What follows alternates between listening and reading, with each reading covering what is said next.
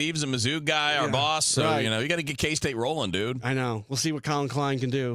He's a new head coach. New head coach. Yep. Get yourself a quarterback. You never know what happens. They're keeping their quarterback. Avery Johnson's back for another year. Good. He's going to be like the last guy ever to play 4 years at one school.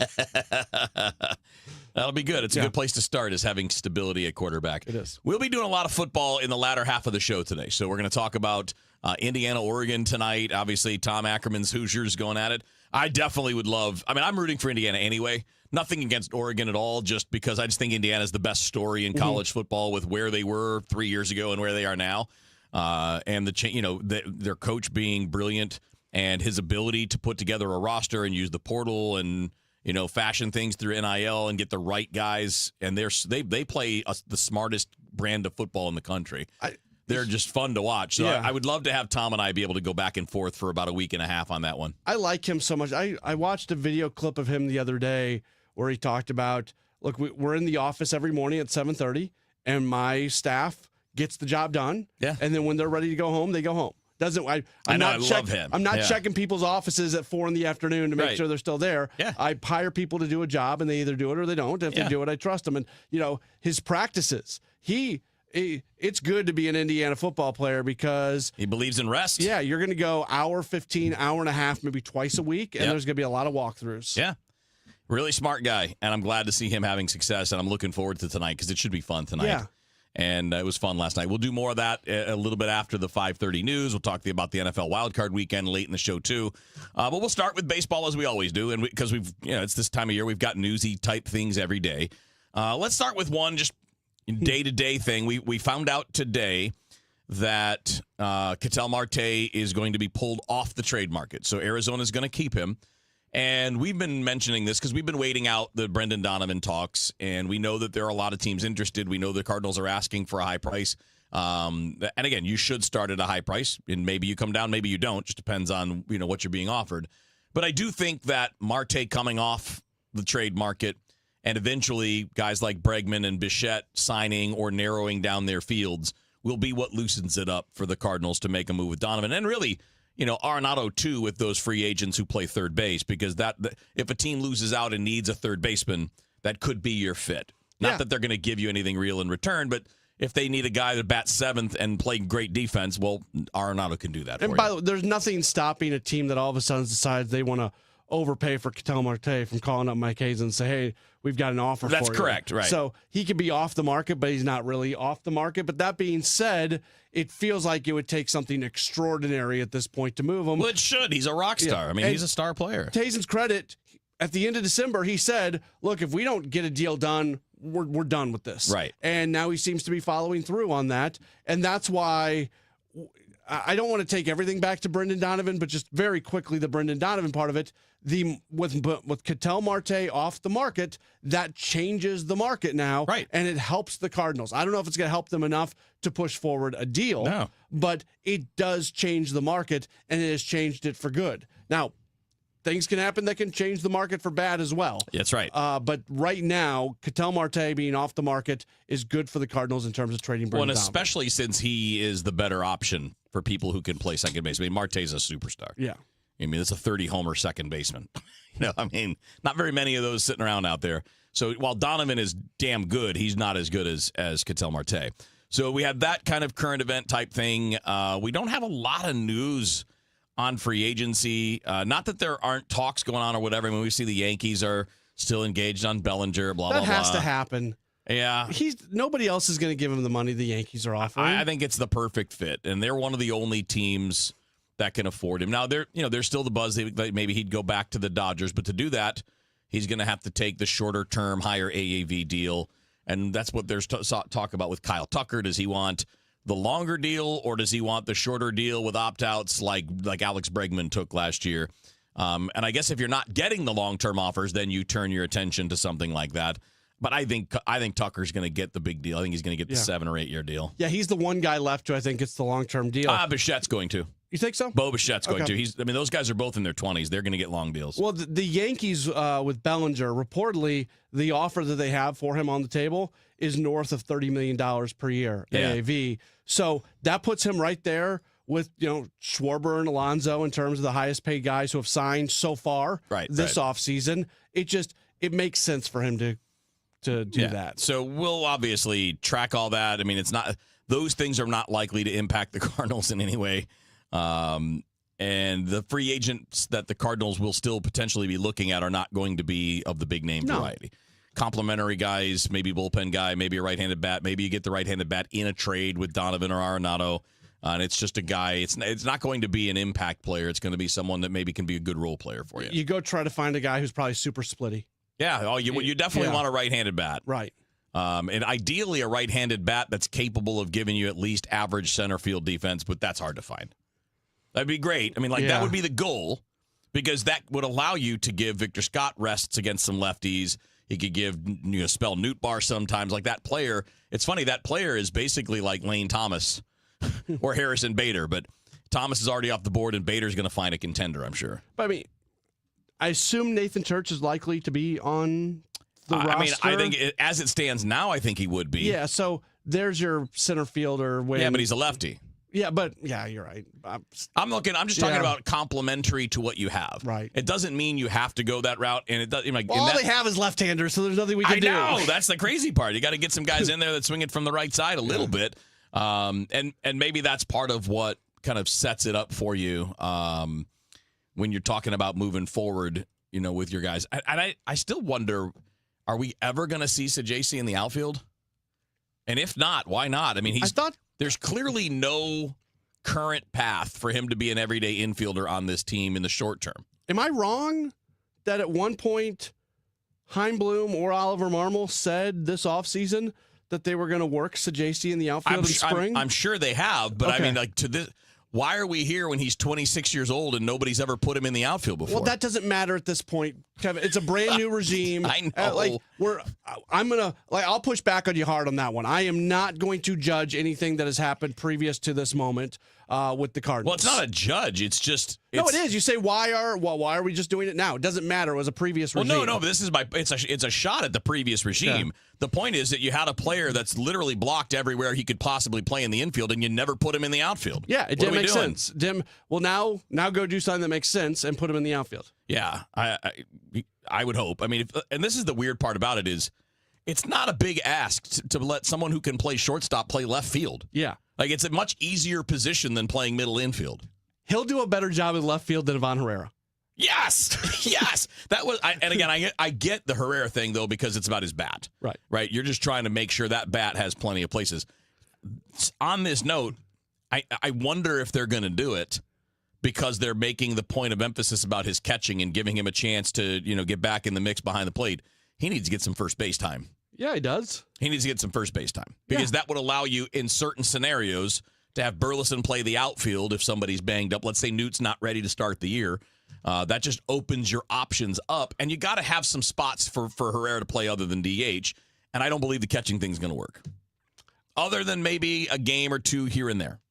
If he's a one-day-a-week catcher, I'm fine with that. That's fine, but again, that's not really a good use of a young player's career. No, but it gives you a little bit of flexibility on those days at some other spots on the field. If he's mainly a DH, it gives you the chance to use that DH in another way. Get him some first base time. Yeah, Burleson, Gorman, and Herrera should have be first playing base at gloves. first base. Absolutely. Yeah. 100%. All right, that's Matt Pauley. I'm Kevin Wheeler. It's Rush Hour Sports. We're going to talk some more baseball up next.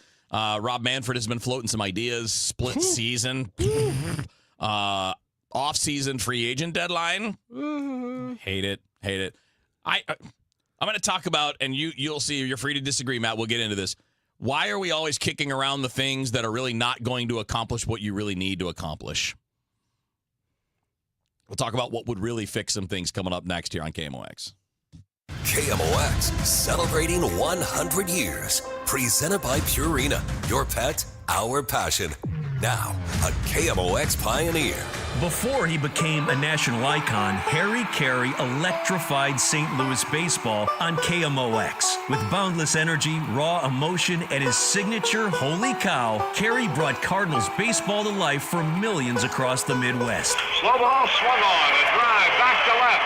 Way back is Brock, he jumps. Holy cow, did he make the catch or not? Yeah, he's got the ball. The game is over. The power of KMOX's signal paired with Harry's unforgettable personality helped create one of the strongest team broadcaster bonds in sports. This is Harry Carey with Jack Buck and Jerry Gross. His bold, candid style made him one of America's most colorful broadcasters and a defining voice in the early era of KMOX sports. Harry Carey, a KMOX pioneer. This is the story of the one. As an HVAC technician, he and his digital multimeter are in high demand. So when a noisy office HVAC turns out to be a failing blower motor, he doesn't break a sweat. With Grainger's easy-to-use website and product information, he selects the product he needs to keep everything humming right along. Call 1-800-GRAINGER, click Grainger.com, or just stop by. Grainger, for the ones who get it done. It all comes down to this, folks. Yep, the entire season is on the line. But my throat has officially thrown in the towel. Sounds like you need Vicks VapoCool drops. They're max strength and vaporize sore throat pain. Whoa! These VapoCool drops hit fast. Speaking of fast, did you just see that play? Yeah, he vaporized that ball. That pun should have come with a penalty. Vaporize sore throat pain with Vicks VapoCool drops. Use as directed. Okay, we've got the chips, the fancy cheese, the sparkling cider. Oh, and I need to fill up the tank on the way home. Look at the cart. We haven't even hit midnight yet, and you're already blowing your save money resolution for next year. I'm not blowing it. I'm being smart. I'm using Upside. Upside? That cash back app? Exactly. I just claimed an offer, and just like that, I'm getting cash back on all these groceries. And I'll do the same at the gas station. It's how I earned an extra $250 this year. Wait, $250? Yep, that's extra cash I can cash out to my bank or throw onto gift cards to my favorite spots. Download the free Upside app and start earning cash back now. Use promo code POP10 for a $10 bonus on your first grocery purchase. That's promo code POP10. Make your resolution easy this year. Download the free Upside app today and use promo code POP10 for an extra $10 bonus on your first purchase. Offers vary by user and location at participating merchants. Go to upside.com for terms and conditions. Traffic from the MichaelsFlooringOutlet.com Traffic Center. Well, if you're traveling on northbound 170, it's slow from Scudder up to Airport Road. There's an incident, a crash on the right. It looks like it's on the right shoulder southbound at Scudder. That's not bothering anybody, thankfully. South 170, Ladue to 64 is heavy. Eastbound 64 backed up. McKnight to Big Bend. Westbound 64, Science Center out through Big Bend. There's a lot of congestion. Then it's just slow west of Lake St. Louis Boulevard out to 70. Westbound 70, the only delays you have are from 61 out through Highway Z. Southbound 270, Olive to Ladue, Big Bend down to 44, slow. Westbound 44, the right lanes at Geyer are busy. The earlier crash gone. Eastbound 44 delays, Hampton through Grand due to the road work. Westbound 44 between the bridges downtown, a little slow. Southbound 55, Gasconade through Bates is kind of busy, and Telegraph has heavy traffic between Forder and Yeager, both directions, it looks like. I'm Roger Brand in the MichaelsFlooringOutlet.com Traffic Center. It's time for a $98 furnace tune-up.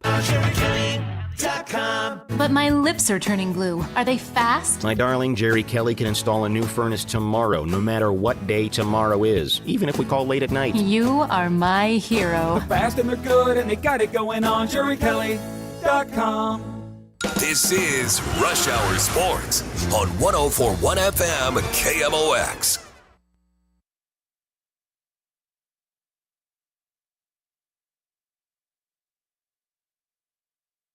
All right, it's Friday on Rush Hour Sports. Matt Pauley, Kevin Wheeler with you here. Baseball now, a little college football, and NFL later on after the 5:30 news.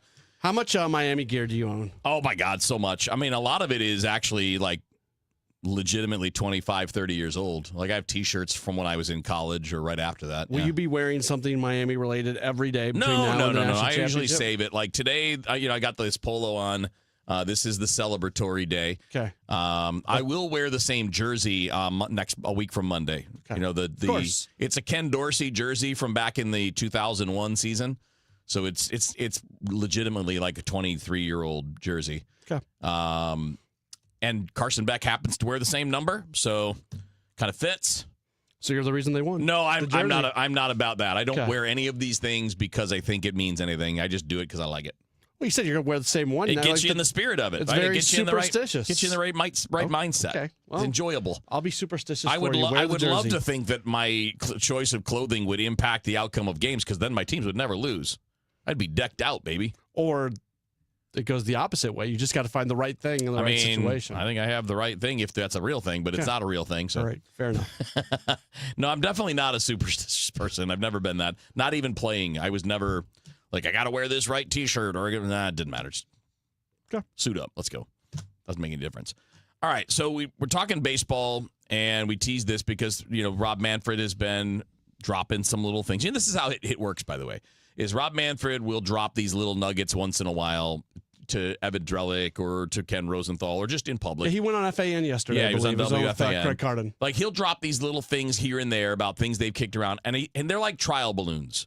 He's kind of wanting to gauge the reaction to them, and a lot of times you find out, yeah, that's a terrible idea because everybody's crapping on it and everybody would hate it. Like, he dropped the idea of maybe doing an in-season tournament because, nothing says we're cool like copying another league. The NBA does it, and nobody in the NBA cares. No. The players hate it. No fans are like, ooh, goody, in-season tournament. It's just a thing. It's just nothing. It's a way to get a game in Vegas every year. Yeah, I mean, it's not a big deal. Nobody cares. It's not going to increase viewership. It's not going to increase revenue. What's the point? I mean, if you're like, well, maybe it'll go viral for a day. No, it won't. No. Because nobody will care. And you'll piss off a lot of your regular customers, and they'll be like, this is stupid.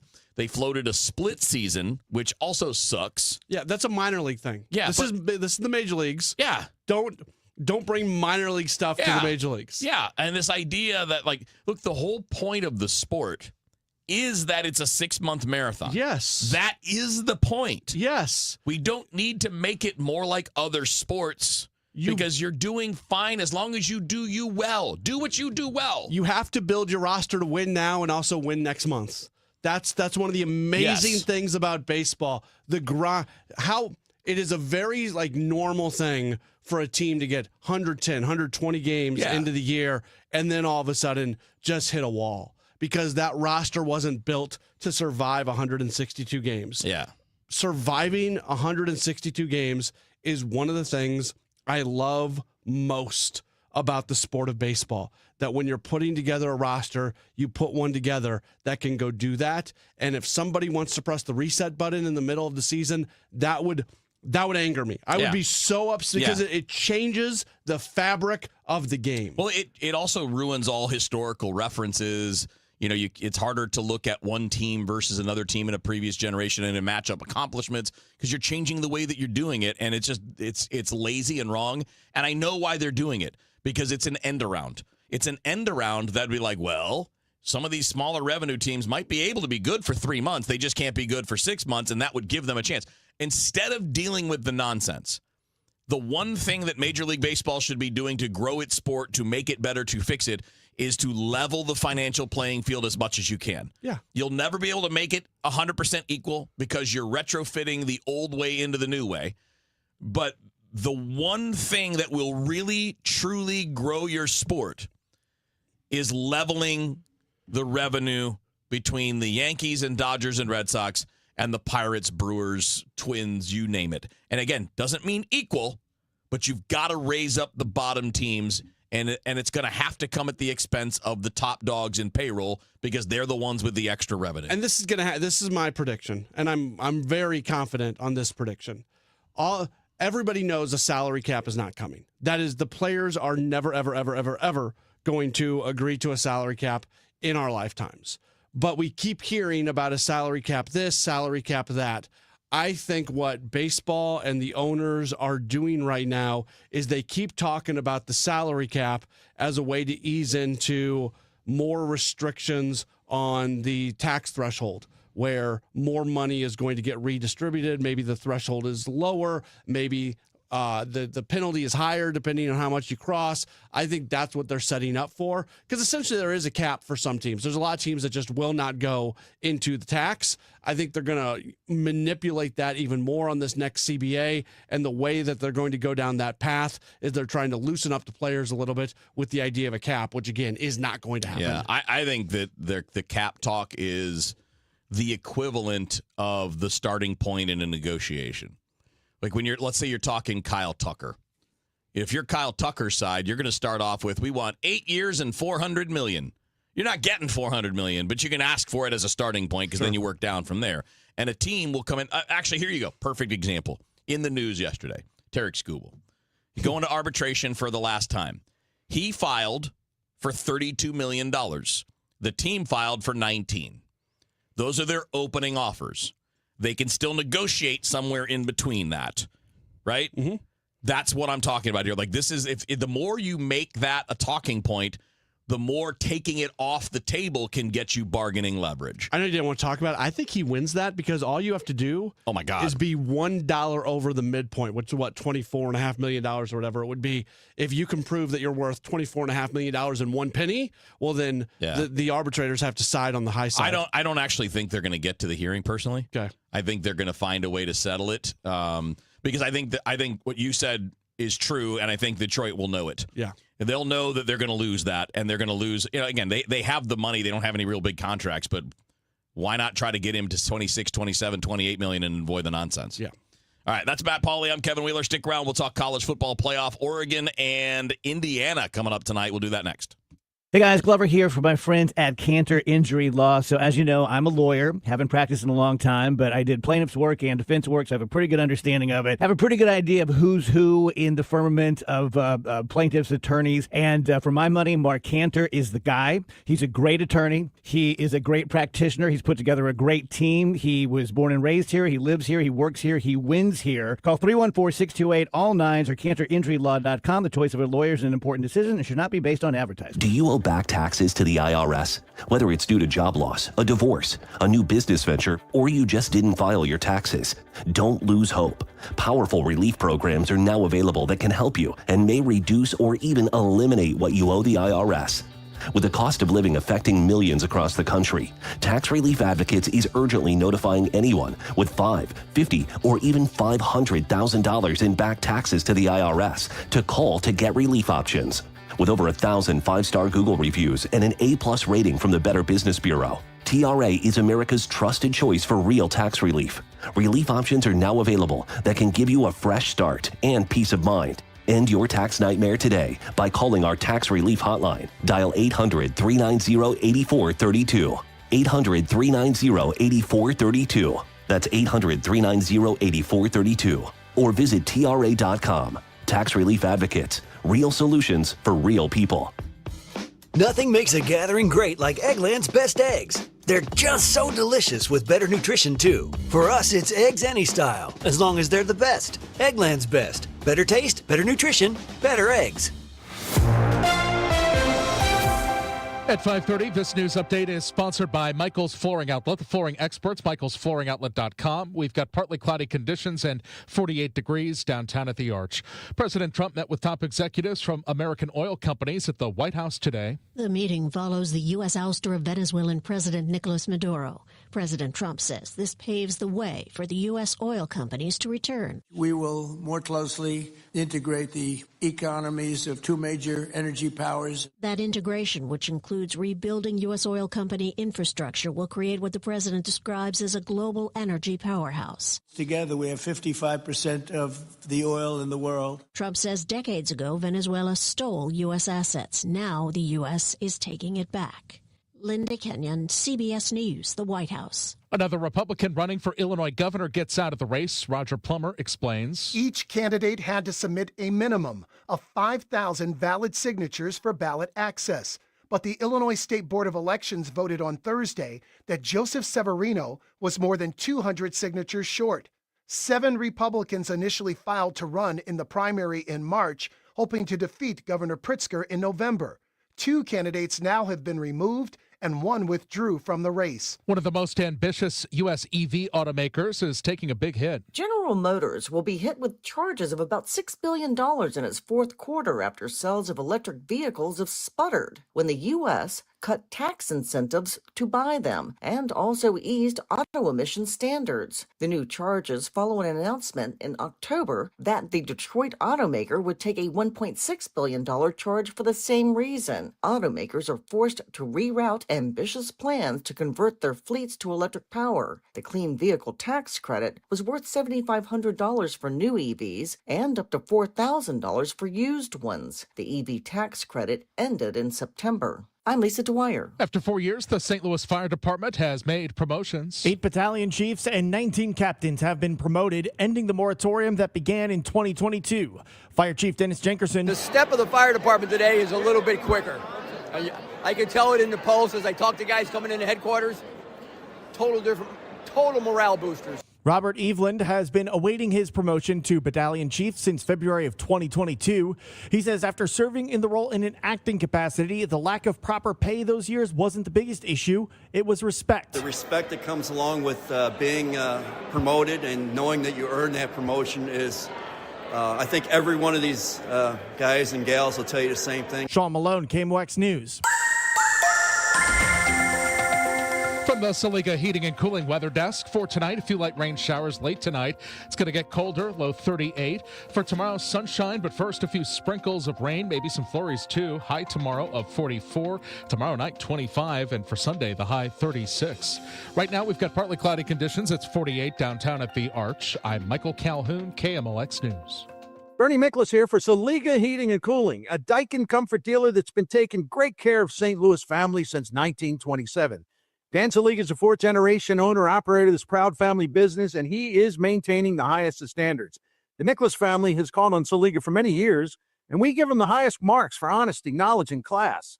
You won't have to worry about Saliga trying to fast-talk you into something you don't need, but if a repair is needed, Saliga will patiently explain all of your options and answer all of your questions. The Saliga family business is still going strong after nearly 100 years, and they believe they must earn your trust every time. Saliga will never take your business for granted.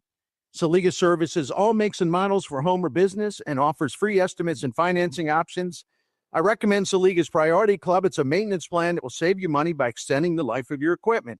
To find out much more, call Saliga at 314-481-7333 or visit SaligaHeatingandCooling.com. Hey, I'm Mike Slater. My dad passed away at the age of 63. It's out of nowhere. Had a stroke. Super hard, obviously, for the whole family, but my dad had life insurance. This is why I have life insurance for my family, for my wife and 4 kids. And the best place to get life insurance is ethos.com because you can do it in 10 minutes. And there's no medical exam and no blood test, just a few health questions. Get life insurance in 10 minutes so your family is protected. Ethos, E-T-H-O-S, ethos.com/Mike.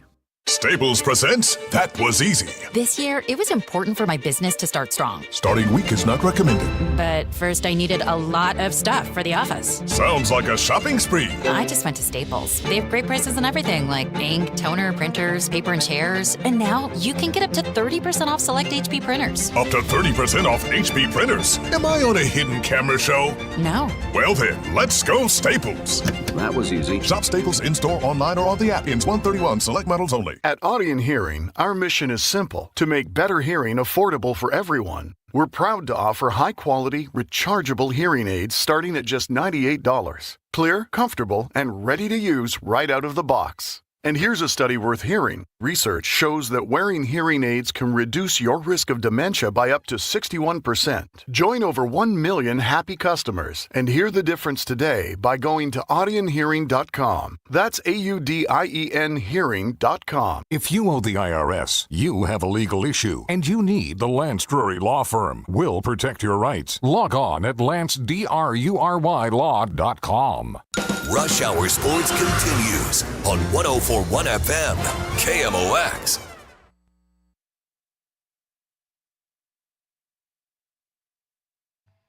All right, Friday on Rush Hour Sports. Matt Pauley, Kevin Wheeler with you here doing some football now. We're going to switch over to college football, and then we'll do some NFL playoffs, the wild card round, to wrap up the show.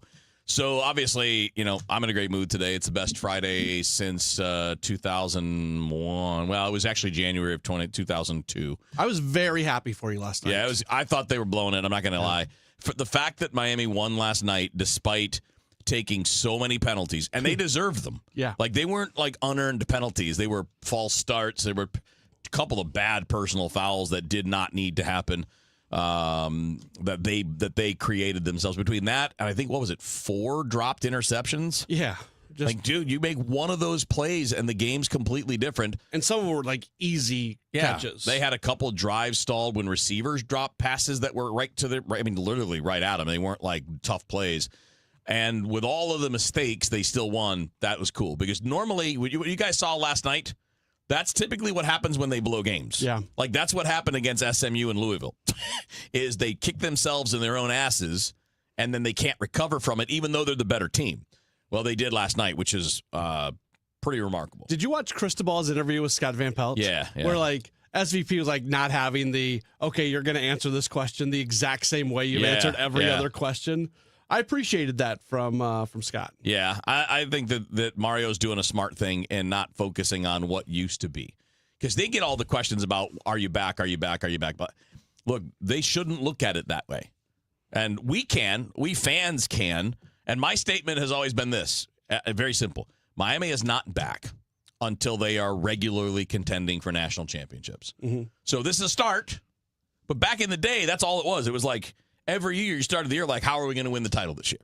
Like, that's what it was. That's not what it is now. Right now, it's just a great run. And hopefully that they'll finish that run. And it's harder to be that. I mean, just it is. The fact that there hasn't been an SEC school in the championship game for 3 years shows you how much tougher it is now to be not just a team, but a league that consistently has teams at the top. I'd be cool with it if we have shorter dynasties. You know, if it's like a 2 or 3 year window instead of 8 or 10 or 15 years like it was with Nick Saban. I think that's better for the sport. I think it's better for the sport when Ole Miss is able to get this deep, when Indiana is playing in this level at this level. Miami's an old school power. They haven't been very competitive in that at the national level for 2 decades, but they're still a powerhouse as far as recruiting and things like that. And Oregon is too, but they're still not the same old teams. Although Oregon's they've been part of the same old. For the last 10, 15 years. They're like the newest entry into the blue blood category. But forever there, it was just Alabama, Georgia, Clemson, Ohio State. USC, a little bit. No, I mean like recently. Okay, USC was a little further back. Okay. That was more like 20 years ago. Yeah. Was that? Yeah. Has it been that long? It was like 2003, 4, 5. Right. Yeah. I still feel like I look at USC the way I look at Miami, that they are a sleeping giant that at any moment 100%. Can just once again rise up. You get the right coach and the right commitment. And the thing with Cristobal, he's not the greatest game manager. No. Like last night, he didn't go for 2 when he should have late in that game. And he just kicked the extra point, which was useless. Yeah, being up 5 is not any better than being up 4. When that happened, I was, what is he doing? And then about 4 seconds later, I got a text message from you saying, what is he doing? Yeah, what am I missing here? Yeah. And it was very odd when it happened. He's not great with that stuff, but what he is great at is hiring great assistant coaches. He's great at developing, recruiting, signing in the portal, and developing linemen. Offensive and defensive linemen. That's where they're winning these games. Yeah. They're great on the line of scrimmage. And they have skilled players too. But they have a great offensive line that can push around another team's defensive line. And they have a great defensive line. And I thought Ole Miss had a great plan last night. Because when you face Miami, you have to get rid of the ball fast. If you're taking the normal amount of time, you're going to get pass rushed. You're going to get hit. You're going to get sacked. You're going to have problems. And they did a great job of working around that. All right, we'll shift to Indiana, Oregon coming up in a second. Real quick, though, we'll do a check of traffic with Captain Roger Brand and see what's going on around St. Louis. Traffic from the MichaelsFlooringOutlet.com Traffic Center. Well, we got a couple of crashes on the secondaries right now, Kevin. South Florissant near Church, there's a rescue crash on the north side, and on the south side in Baumgartner at Heinz, you have an injury crash. Southbound 170 backs up from the Parkway down to 64. North 170, Scudder to Airport Road's just slow. Eastbound 64, midway between Lindbergh and McKnight's backed up through Big Bend. Westbound 64, the Science Center headed out to Big Bend is slow. After that, it looks great out in St. Charles County. Eastbound 44, still roadwork delays east of Hampton through Kings Highway. That roadwork's going on until 8 o'clock tonight. And they cleared that crash eastbound 70 before 270, but there's still pretty heavy traffic from 5th Street headed into 270 as of right now. And there's also a little bit of a delay southbound 55 approaching Richardson. I'm Roger Brand at the MichaelsFlooringOutlet.com Traffic Center. Real quick before we go back to the Indiana, Oregon for a second, I do gotta tip the cap to Nick Saban. Nick Saban called the Miami thing. Mm-hmm. near the end of November, he was on TV and said, if they get in, the one team nobody wants to play is Miami because of their talent level. I like Nick Saban on TV. He's been right. Yeah. I don't always like his opinions. Like, I think he's too much old school. We should have things the way they used to be. You know, like we want coaches back in power and players not in power. Like, I don't like that. But his opinions on the game, on the field, yeah, unbeatable. Yeah, absolutely. Unbeatable. I think he is somebody who walked right into a TV job and did a really, really solid job on it. And he's become more likable. Like watching him and McAfee together it's fun. Like I think Pat McAfee's been very good for Nick Saban. Yeah, absolutely. All right, so let's move to the Oregon-Indiana game. This is to me, it's a tough game. I'm going with Indiana.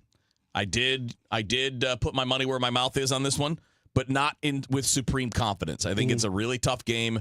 If you missed it, Indiana beat Oregon 30-20 at Oregon earlier this year, and that was probably the game that signaled Indiana's for real. Yeah. They were good last year too, but they had the knock on them that they hadn't played enough good teams. I remember thinking Oregon was just going to roll in that game. And Indiana went up there and again, won by 10 points. They're favored by 3, depending on where you look. Some places 3.5. I love Indiana. One of the reasons why I like them, and again, I'm not like this is a dead cinch lock, nothing like that. One of the reasons I am on their side on this, though, is Oregon's number 1 running back, Whittingham, is not going to start. He is available to play, but he's not going to play very much. And then their number 2 running back is actually their number 3 because their number 2 is hurt. Number 3 running back has like 26 carries in 3 years. And then behind that, they have 2 linebackers that used to play running back in high school that have started taking reps at running back. So they're real thin there. And believe it or not, for people, their running game is critical to them and has been throughout their run. I know they're fast-paced offense and they throw it around, but they run the ball too. Look, this has got to be Dante Moore's game if Oregon's going to win. He's going to have to step up big. And what he did in the first matchup, bluntly, was not very good. Threw for 2 interceptions, and he was sacked 6 times. He was under pressure. If Indiana can get to the quarterback today, I think that may be the difference in this game. Yeah, and I'll tell you that the most impressive thing about Indiana to me, and I want to be clear on this, Cignetti is a great tactical coach. They have a lot of talent. I mean, Fernando Mendoza is going to be maybe the number 1 pick in the draft. He's the Heisman Trophy winner. They have talent all across the field, right? They're a very balanced team. But my favorite thing about them is they play the cleanest game in the country. Mm-hmm. They don't screw up. And that makes them easy to like in big games because they don't beat themselves. They don't take stupid penalties. They don't make massive mistakes. They don't get beat very often on big plays. If you're going to beat them, you're going to have to slowly move them down the field and not screw up yourself. Right, and it's when you're doing that and when you're going 2-3 plays for every first down, it doesn't take much for a drive to stall out. No. They're going to make their really strong tackling team very fundamentally sound. And again, that's on top of being talented. That's not like, they're the little engine that could. No. They're very talented. They have physicality. They're tough. But they do so many different things on defense with shaking up their looks, disguising coverages, bringing something here and taking something away there. And then, on top of it, they just don't beat themselves with penalties and turnovers. Yeah, look, they have as much NIL revenue power as just about anybody in college football right now. Yeah. It's the Indiana Fighting Cubans. Like Mark Cuban has put a ton of. Although, did you see the report today about Joe Buck thing where he has seen all the issues that Troy Aikman's had doing some NIL stuff? So in fairness, neither of those guys is Mark Cuban. No, they're not. They're not billionaires. Yeah. He can lose money forever, and he's fine. But the point is, Indiana has taken the way college football is being played and the rules that govern it, and they have found a way to really make themselves in a good spot. In the old format, Indiana doesn't exist. Correct. And this is why the new stuff, even though we don't like the chaos and there's confusion and difficulty, and there are things that need to be sorted out. We need to get the schedule fixed. We got to be on a better schedule. We've got to get this lined up more where we're not doing transfer portal during the playoffs. Yeah. But outside of that, this setup is so much better because it opens the door for so many more teams. Yeah, and unfortunately, there's still, I say this and I kind of like chuckle as I say it because it's such a big business. They are still somewhat beholden to the academic calendar. Oh, no, they are, Which makes this such a challenge. You can't start the semester late because the classes are going. Yeah, I mean, maybe schools need, you start offering half semester classes that basically athletes are taking as a way to circumvent the rules. I don't know. I don't know what you do, but the academic calendar does not help. The way you do it is you finish the season earlier and maybe start it earlier. I'd be fine with that. And you take out the conference championship week or whatever. You got to condense it a little bit. And I know it's not perfect. I know. I get it. But we got to get better. We're not fighting for perfect. We're just fighting to be better. Well, they always have those 0-week games. Yeah. You can run a full schedule that weekend. Exactly right. Yeah. And you could go a week before that, too. There's nothing stopping you because you got the whole summer to build up to those games. And it would give you an advantage over the NFL. Right now, you're starting 2 weeks before the NFL. What if you started a month before the NFL? You got room to do this thing and do it better so that you don't have coaching changes and portal stuff in the middle of the playoffs. Sure. That would be a better fix. And hopefully they'll figure that out. All right, NFL playoff wild card weekend. We'll talk about those games next up here on KMOX. Finding great candidates to hire can be like, well, trying to find a needle in a haystack. Sure, you can post your job to some job board, but then all you can do is hope the right person comes along, which is why you should try ZipRecruiter for free at ZipRecruiter.com/radio. ZipRecruiter doesn't depend on candidates finding you. It finds them for you. Its powerful technology identifies people with the right experience and actively invites them to apply to your job. You get qualified candidates fast. So while other companies might deliver a lot of hay, ZipRecruiter finds you what you're looking for.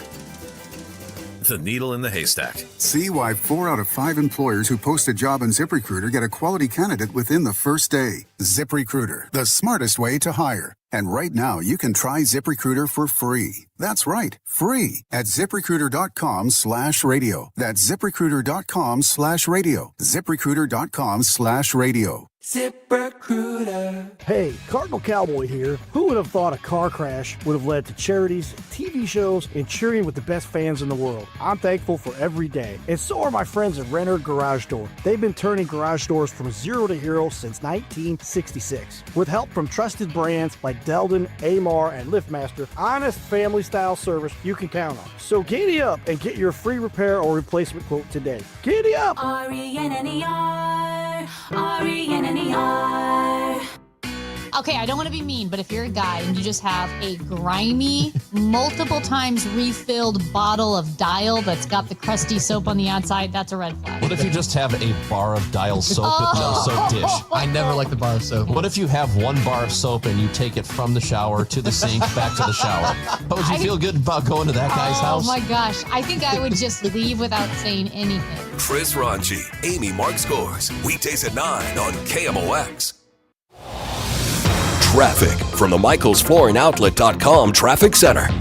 Well, if you're on westbound Highway 70, it's a great run all the way out to Wentzville. Eastbound 70 still a little busy. It's east of the Blanchett into 270 now because of the earlier crash. Southbound 170 still backed up at the Parkway. Eastbound 64 bumper to bumper McKnight to Big Bend. Westbound 64 it's just kind of slow Hampton through to about Bellevue, and then you're good to go. Just a ramp onto 70 out in Wentzville. The only thing slow there, and we still have a roadwork backup. Eastbound 44 pretty heavy from west of Hampton up to about Grand. Again, that roadwork will be out there through 8 this evening. I'm Roger Brand at the MichaelsFlooringOutlet.com Traffic Center. This is Rush Hour Sports on 104.1 FM KMOX.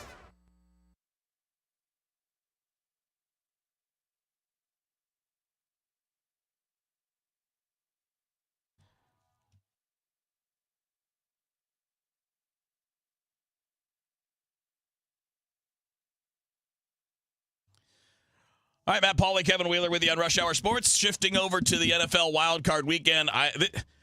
This weekend's going to be great if you're a sports fan. It's awesome. You know, we're still counting down to opening day. We don't get to include, hopefully we'll have some free agent stuff or trade stuff this weekend. That'd be nice, too.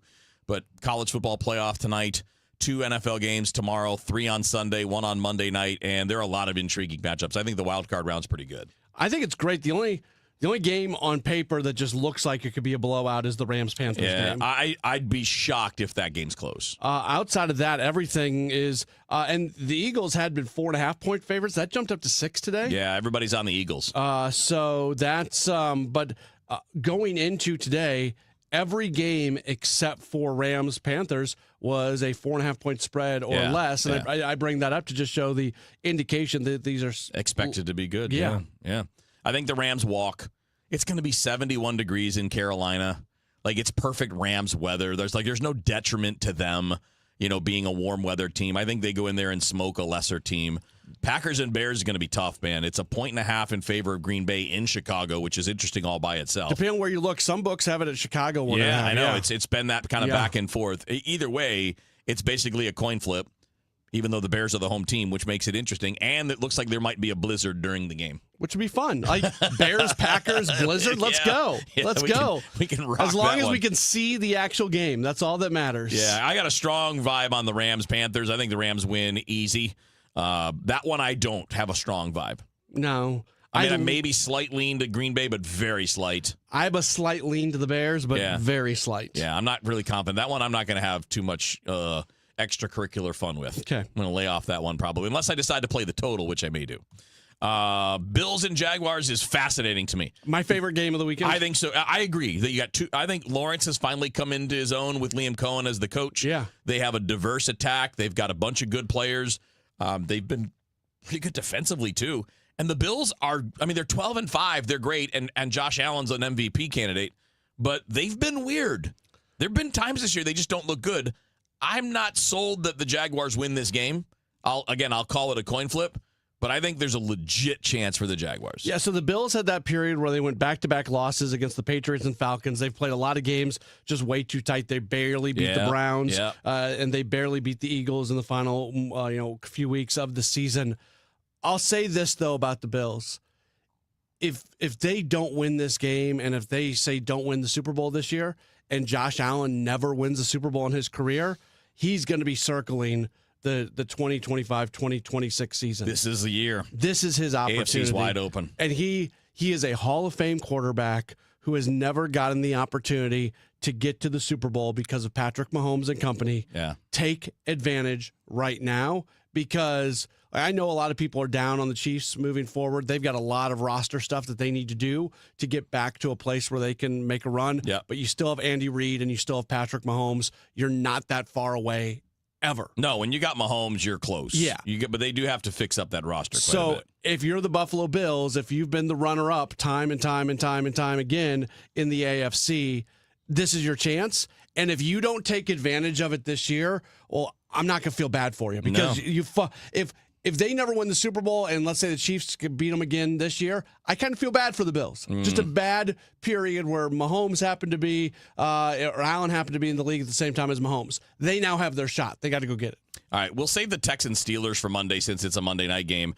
Niners-Eagles is tough. As you pointed out, a lot of money coming in on the Eagles. A lot of that is probably because Philly's played a much tougher schedule, and their record's only one game different. And I wonder if they're just a sleeping giant. But that's not a game I love, and I certainly don't love the 6 points.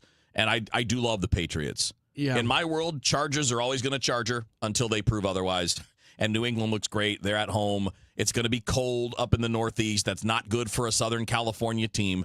I think a lot points to the Patriots. Now, I'm pumping the brakes a little bit on the Eagles, though, because they just have these, kind of like we said with the Bills, they just have these random games. Right, where they just stink. Yeah. And the fact that they took their foot off the pedal last week and did not walk into the 2 seed, I think San Francisco has a legitimate chance to win that game. I agree with what you said on the Patriots. Yeah, I like them a lot. With Vrabel as the coach, Drake May's the real deal. Yeah. Travion Henderson's a game breaker as a running back. They're a well-balanced team. I don't think they're going to win the Super Bowl necessarily, but I love this matchup. And again, the Chargers are good. They're dangerous, but they always Charger. They're always one of the weirdest teams in the NFL. We've got like 20 seconds left, and I'll throw this at you. Do you think both Super Bowl teams are playing this weekend? No. Okay. I would say yes, it's possible, but I don't think so. I think one of the bye teams will get there. I don't think the Seahawks or Broncos get there. No? No. All right. I think more likely Seahawks than Broncos, but I don't know, man. I'm a doubter of Darnold, so maybe I don't think that. We'll have to talk about that next week. All right, we got Sports Open Line coming up after the news on KMOX. Many of you know that my inspiration for becoming an accident attorney was my brother Tim, who was rendered a quadriplegic at age 18. I didn't know what a personal injury lawyer was or what they did, but I soon did. Tim was treated terribly by the insurance company, and I became enraged. It was a constant delay and deny. I'm John Morgan of Morgan & Morgan. Tim later worked with me for 27 years. Last year, my hero died at age 65. You can see my eulogy for him by visiting mybrothertim.com. He was Tim, together we built the largest injury firm in the world, and our clients are treated the way I would want my family to be treated. At Morgan & Morgan, nobody is a nobody and everybody is a somebody. If you need our help, visit forthepeople.com on your phone or computer. See you soon, Tim. Morgan & Morgan, forthepeople.com. Injured? Dial pound law or visit forthepeople.com for an office near you. I'm Bob Burke, founder and chairman of Burke America Parts Group, a family of brands that includes RepairClinic.com, an appliance and HVAC parts solution company that's grown into an international brand. Before AmericanEagle.com, we partially launched a new technology platform developed by another firm. American Eagle helped take our technology to a whole new level with digital marketing, software development, and business insights into our key markets, appliances, HVAC, and outdoor power equipment, and did so both on time and on budget. AmericanEagle.com has the resources, experience, and talent needed to produce solutions. Our new technology platform, developed by AmericanEagle.com, has produced tremendous results with higher traffic, conversion, engagement, and online revenue. If you have any home repairs you need to take care of, check us out at RepairClinic.com. If you need a world-class website or technology project, then I would highly recommend AmericanEagle.com. Call AmericanEagle.com at 773-NETWORK. That's AmericanEagle.com, 773-NETWORK. Here in St. Louis, we take pride in supporting our health and our community. That's why more and more families are turning to Neovitin multivitamins, created by a local physician and made right here in the U.S. using the highest quality domestic and international ingredients. With formulas for men, women, and adults 50 plus, Neovitin helps keep St. Louis families energized, supported, and ready for life. Find Neovitin at your local Deerbergs, Schnucks, and online at neovitin.com. Neovitin, trusted nutrition from St. Louis for St. Louis. At Odyssey, we believe in creating a diverse and inclusive workforce. We also value the power of community and encourage local organizations to help us in referring qualified applicants to our stations. If you're a community organization interested in receiving our vacancy information, simply email equalemployment@odyssey.com. You'll be notified of all our open positions. That's equalemployment@odyssey.com. And for all our listeners, please visit odysseyinc.com/careers for a list of job openings at all Odyssey radio stations. Traffic from the MichaelsFlooringOutlet.com Traffic Center. Well, traffic looks pretty good for almost everybody. We just have a few slowdowns out there right now. If you're on southbound 170, you're still bogged down from between the Parkway and Brentwood Boulevard down to 64. Eastbound 64 from 170 through Big Bend. That's pretty heavy. Not a jam, but it's slow. Westbound 64, west of Hampton, just to McCausland. Then it opens up till you get out west. There's a little more volume now. Approaching Prospect out onto westbound 70, there are some delays there. But again, it's mainly slow going. And of course, this road work is going on till 8 or 8:30 tonight. Eastbound 44 between Kings Highway and Grand. Right lanes are closed, and eastbound 44 has delays east of Hampton through up to that Grand area right now. And tonight, overnight, from 9 tonight to 5 tomorrow morning, they're going to have the ramp from 8 at northbound 55 closed for road work. I'm Roger Brand at the MichaelsFlooringOutlet.com Traffic Center. Celebrating 100 years of informing and entertaining. KMOX AM St. Louis, KMOX FM Hazelwood, the voice of St. Louis. This is CBS News on the Hour, sponsored by Pfizer. I'm Jennifer Kuiper. An early evening vigil is held after the shooting death of Renee Good by an ICE agent in South Minneapolis. Another video of Wednesday's shooting has been made public, a video by the officer himself. CBS's Usher Qureshi. It shows the officer walking up on the SUV, and the moment before he starts firing those shots up until the part where he does open fire, killing Renee Good. And it's hard to make out. Some of the audio is a little bit garbled. You can hear and see some of the interaction there. Vice President J.D. Vance repeats his claim that the officer fired in self-defense. As it's doing in Minneapolis, the FBI is also investigating the shooting of 2 people by U.S. Customs and Border Patrol agents in Portland, Oregon yesterday. Homeland Security says the driver, who used his vehicle as a weapon, is from Venezuela and is in this country illegally. Police Chief Bob Day. A gentleman was shot in the arm, and we applied a tourniquet upon arrival, and the female was shot in the chest. I was told today that they both had to have surgery. They're in stable condition. We're grateful for that. Chief Day confirms that the 2 do have some involvement with Venezuelan gang Tren de Aragua. President Trump has met at the White House today with top executives from American oil companies. The meeting follows the U.S. ouster of Venezuelan President Nicolas Maduro. President Trump says this paves the way for the U.S. oil companies to return. We will more closely integrate the economies of two major energy powers. That integration, which includes rebuilding U.S. oil company infrastructure, will create what the president describes as a global energy powerhouse. Together, we have 55% of the oil in the world. Trump says decades ago, Venezuela stole U.S. assets. Now the U.S. is taking it back. Linda Kenyon, CBS News, the White House. A judge says she will rule at a later date on the defense's request to prevent prosecutors from seeking the death penalty against the man who's accused of killing United Healthcare CEO Brian Thompson. Odyssey New York reporter Mary Lynn Buckley. Luigi Mangioni's team of defense attorneys pleaded with the judge to have the death penalty tossed out, and they also want pieces of evidence completely dismissed from the prosecution's discovery. The prosecution asking the judge to set an official trial date, saying there's many witnesses from out of state that need to come in to testify for the trial. The judge wasn't ready to set an official date yet, but she did suggest jury selection beginning as soon as September 8th. Employers added 50,000 jobs in December, nearly unchanged from a downwardly revised figure of 56,000 in November. The unemployment rate slipped to 4.4%. This is CBS News. You still got it, but your immune system weakens as you age, making it harder to fight flu, pneumococcal pneumonia, RSV, and COVID-19. Ask your doctor or pharmacist which vaccines you need. Sponsored by Pfizer. At 6:03, partly cloudy conditions. Right now, 47 degrees downtown at the Arch. The St. Louis Health Department confirms multiple monkeys are on the loose near O'Fallon Park on the north side.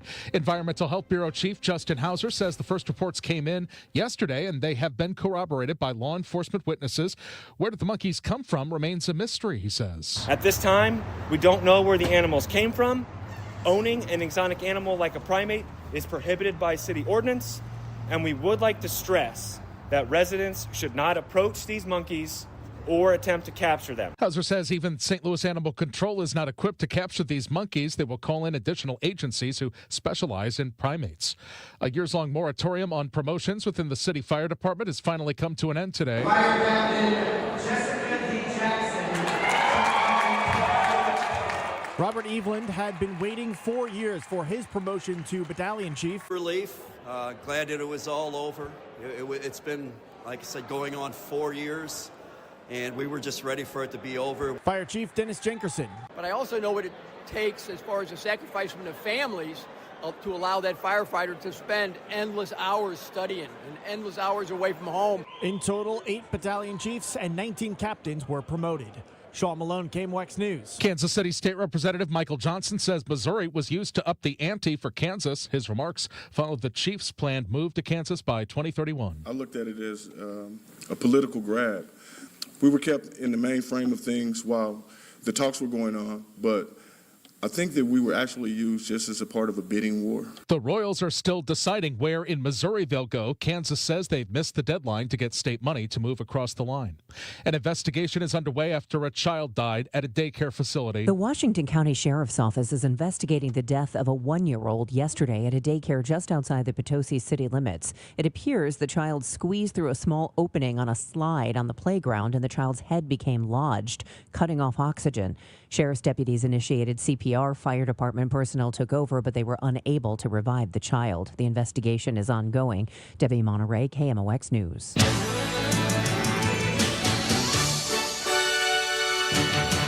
More champions will be crowned tonight as the U.S. Figure Skating Championships continue at Enterprise Center. The main event tonight is the free skate. Amber Glenn tries to hold on to her lead against former champion Alyssa Liu, as well as Isabeau Levito. Before the women take the ice for the primetime finale, the pairs competition wraps up its free skate. Alisa Imafoba and Misha Mitrofanov held a comfortable lead in that. Live coverage of the evening session begins at 6:30 on NBC Channel 5. And if you're headed to Enterprise Center, out for dinner or other Friday plans, let's get you to Roger Brand right now. Yeah, that's the only place we have delays, Michael, is folks probably heading downtown for the figure skating championships, because that's the eastbound is the only direction we have slowdowns. South 170, of course, coming down to eastbound 64. South 170 slow at the Parkway onto eastbound 64, which is slow from 170 through Big Bend, and then downtown there's a little heavy traffic right around that Enterprise Center exit at 14th Street. And eastbound 44, there's a little heavy traffic east of Hampton through Kings Highway toward Grand. Again, they have roadwork going on that will be wrapped up at 8 or 8:30 this evening, so it won't be out there for too much longer. Other than that, the rest of the highway's in great shape. Just an overnight closure to be aware of tonight from 9 till 5 tomorrow morning. The ramp from Highway 8 and northbound 55 will be shut down for road work. I'm Roger Brand in the Michael's Flooring Outlet.com Traffic Center. We have another cold front dropping our way in the northwest flow, so we're going to get colder as we go through the weekend. The coldest is going to be on Sunday. A lot of clouds around this evening and overnight. I can't rule out a couple of showers, but they're really late tonight. It's cold, but it's not cold enough. 38 will do it for the low. On Saturday, changeable sky, a mix of clouds and sunshine, a couple of sprinkles, even a couple of snow flurries here and there. Windy and cold, 45 for the high, feels colder. Saturday night, partly cloudy, still a chance of a couple of sprinkles or snow flurries. It stays windy and 25. And Sunday to round out the weekend, sunny and cold. Have to keep it kind of windy on Sunday and only 36. Have a great weekend from the Saliga Heating and Cooling Weather Center. I'm meteorologist Dave Murray on 104.1 FM. KMOX. It is a partly cloudy sky at the moment, 47 downtown at the Arch. Matt Pauley's next. I'm Michael Calhoun, KMOX News. Come on, let's get going now. From KMOX Sports. We're primed and ready. All day, baby. Man, let's go. This is the Gray Bar Sports Open Line. Gray Bar, your distributor for electrical and datacom needs. On 104.1 FM, KMOX.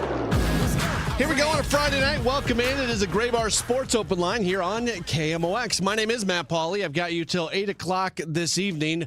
We only have one guest today, which is great. Jerry Palm's going to be with us, joining in about 12 minutes or so. He's going to talk with us about the college football playoff. Tonight's game is 25 minutes away from kicking off. We'll play back some audio from Jim Montgomery. He spoke earlier today. The Blues have a late night game tonight, playing out in Salt Lake City against the Utah Mammoth. But outside of that, you got me and I got you. So we'll probably, we don't do this as often as I'd like to. We'll probably open up the phone lines a bit today at 314-436-7900. Here's what I actually like to do. So we'll see when we get to it, but just kind of put this in the back of your mind. Because like during the holiday period, basically we didn't have any sports open lines. We've had a lot of short shows, whether it's because of football or basketball or whatever it might be. We haven't done a lot of 2-hour shows like this where we've got a little bit of time to breathe and talk through some things. So we will get to your calls later on, and I am curious to hear from you, like specifically call, and we'll take text messages. You can text in at 314-436-7900. You can certainly tweet at me at Matt Pauley on air. For those of you who are watching on the video stream, we welcome your comments as well on the chat. But I do feel like sometimes the messaging we get from social media doesn't totally represent what everybody is feeling. So as we're past the new year now and we're getting closer and closer to pitchers and catchers reporting, I would be very curious to see where Cardinals fans are at with this thing, how they feel about the work that Chaim Bloom has done so far, even though it feels incomplete at this point with people like Brendan Donovan and JoJo Romero and Nolan Arenado on the roster, 3 players who I think are going to be traded before the season does get started and probably even before spring training gets started, but certainly no guarantee of that.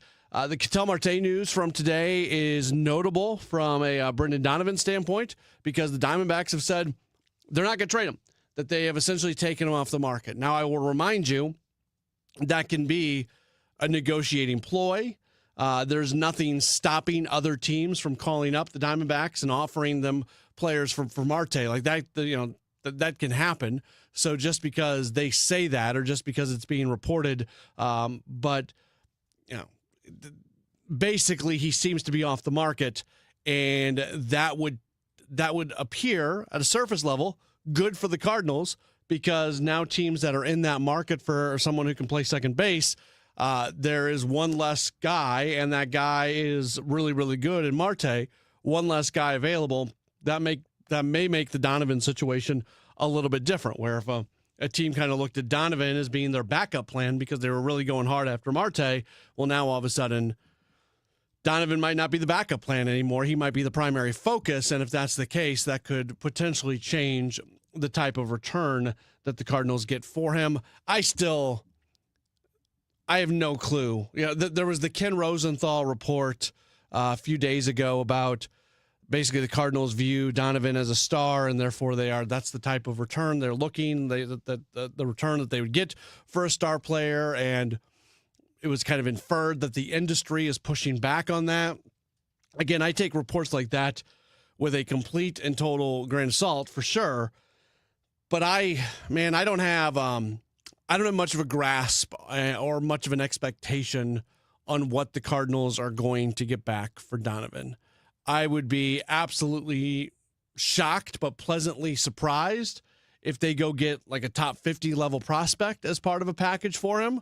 It seems like somebody on the backside of the top 100 would be somewhat likely, but I don't know. I don't know what it's going to end up looking like when all is said and done. Well, also, the bulk of the show today actually is going to be spent kind of talking through some of the things that Rob Manfred has said in the last day or so. So Rob Manfred's done some media. He was on WFAN in New York with Craig Carden, our sister station, and he has floated out the idea of an in-season tournament, which I hate.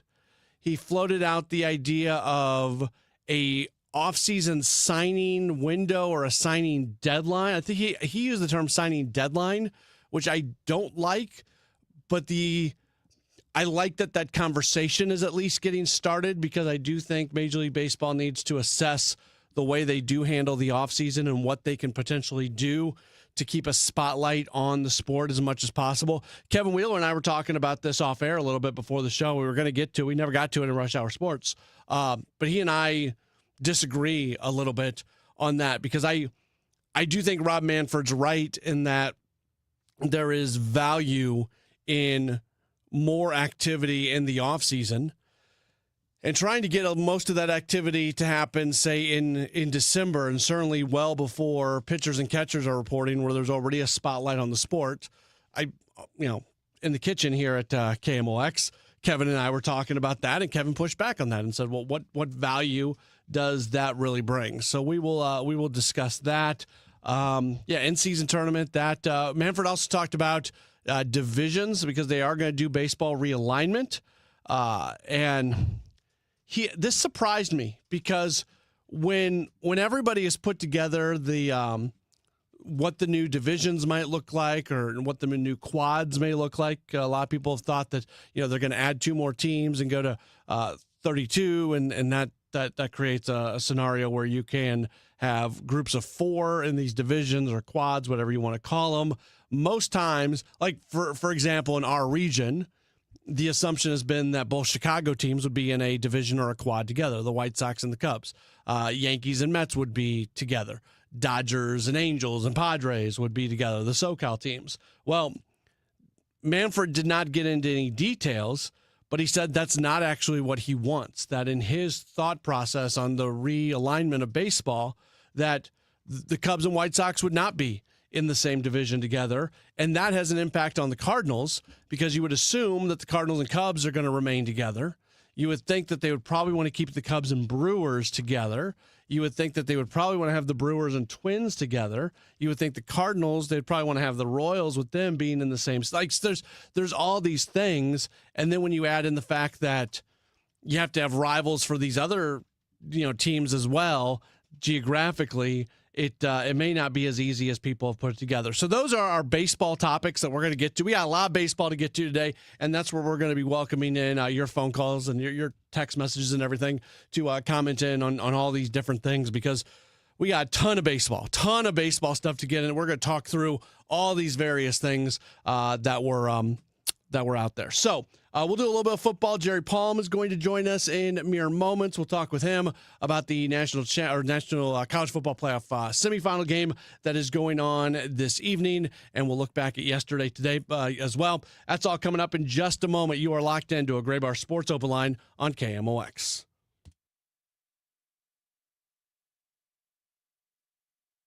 Experience a celebration of movement and music as the St. Louis Symphony Orchestra and St. Louis Dance Theater join together for Stravinsky and Debussy Music and Motion. This adventurous collaboration reimagines Stravinsky's Pulcinella Suite in an entirely new way that celebrates powerful partnerships between dance and music. January 10th and 11th at Powell Hall at the Jack C. Taylor Music Center. Tickets at slso.org. Fairwinds River's Edge is more than a place to live. It's a place to belong. Come see why we have been voted Best Independent Senior Living Community for 4 years in a row by U.S. News & World Report. We think you'll like it here, and the experts agree. Come see us for yourself. Call to schedule a tour and complimentary lunch, or to learn more about our upcoming app university that can help enhance your everyday life. Find us online at fairwindsriversedge.com. $5,000. That's the average amount of money people in the U.S. are now spending on gas in a year. $5,000. That's crazy. If you drive, you have to download Upside, the free app that gives you cash back every time you get gas. That's right. You can earn real cash back with Upside just by buying the gas you're already buying. You can literally start earning cash back today. I use Upside every time I fill up, and I've already made around $200-$300. You're putting gas in your car anyway. Why not get real cash back? If you like free money, download Upside. I'm saving the cash I earn from using Upside to help pay for a vacation later this year. Download the free Upside app now to earn cash back every time you buy gas. Use promo code FRESH to get an extra 35 cents per gallon on your first tank. You can cash out anytime right to your bank, PayPal, or a gift card for Amazon and other brands. Just download the free Upside app and use promo code FRESH for a 35 cents per gallon bonus on your first tank. That's code FRESH for a 35 cents per gallon bonus. Attention, Missouri baby boomers. The Give 5 program wants to connect you with volunteer opportunities that fit your skills and passions. Learn how you can lend a helping hand and bring positive change to those who need it most in just 5 hours a month. Signing up is easy. Just attend our next free class in your local community. Visit our website at MissouriGive5.org to find a class near you. Brought to you by Missouri Area Agencies on Aging. Hey, this is Charlie Brennan, along with Dr. Colleen Bosler and Dr. Adam Voss at the Audiology Center. When was the last time you really enjoyed a conversation without straining to hear? Charlie, so many people think hearing aids just make things louder. But that's old technology. Today's hearing aids do so much more. Exactly. With the dual chip technology, our hearing aids actually separate the speech from the background noise. Which means, at a noisy restaurant, you'll hear your friends and family, not the clinking dishes. And the best part? Your brain doesn't have to work overtime trying to fill in the blanks. So that keeps your mind sharp, your conversations easy, and your relationships stronger. Because hearing well isn't just about sound. It's about staying connected. Thanks, Doctor. Call the Audiology Center today to schedule your annual hearing evaluation. Don't miss another moment. Call 636-441-7470 or visit the Audiology Center STL.com. Glover here for my friends at Cantor Injury Law. Cantor is local, and we're here doing the work every day. We're right here in St. Louis, and we're ready to fight for you. CantorInjuryLaw.com or call 314-628-9999. The choice of a lawyer is an important decision and should not be solely based on advertisements. It's 2026, and it's time to get your home zero-resified by calling our cleaning heroes at Zero Res. 3 rooms of carpet clean starting at just $119, plus a free hallway, and take 15% off regularly priced services when you mention the KMOX special. Zero Res, STL.com. This is Senator Eric Schmidt congratulating KMOX and its 50,000 red-hot watts on 100 years on the air in St. Louis.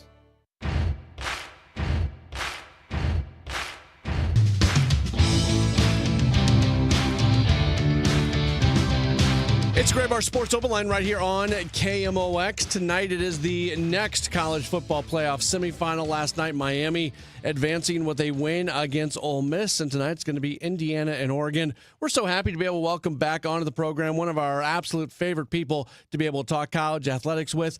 You check out his website. You should be checking out his website on an everyday basis. It is palmbrackets.com. Again, palm, like the palm of your hand, palmbrackets.com. He is Jerry Palm. Jerry, thanks for coming back on KMOX. How are you?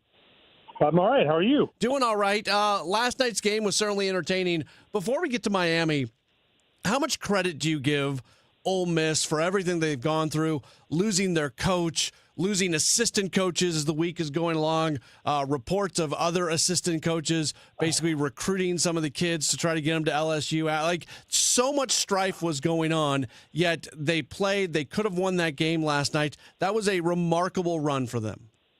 Oh, fabulous. And you're right. I mean, there was, for those of you who think that, all the stuff going on off the field could affect the team, and it absolutely can, you really have to give Ole Miss a lot of credit for, just focusing on the task at hand. I think it helped so that when Kiffin left, they appointed a permanent coach. They didn't appoint an interim coach. So now you've got, there's just a stability in that. And I think that helped a lot. And also, they had good game plans. They had good players. Chambliss was terrific yesterday in a losing effort, and he was probably the better of the two quarterbacks, which is saying something because Beck was also pretty good. But tremendous game, great, drama the whole way. It was if you weren't entertained by that, you just can't be entertained. Are you at all surprised, like in this era that we're living in right now where the NCAA lets guys, Penn State just signed a kid who's going into his 8th year of eligibility. Are you at all surprised that Trinidad Chambliss was not given a 6th year of eligibility by the NCAA? Yeah, but I don't know the circumstance.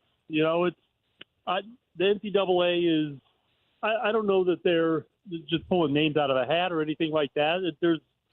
There's probably something in whatever those rules are that prevented them from doing it. But, it's kind of weird how old players can get anymore. And now they're, in basketball at least, and probably other sports too, you can get guys coming out of the pros to play, which Baylor just did. And we've seen European pros have come over and play in college ball. At Purdue's got a guy.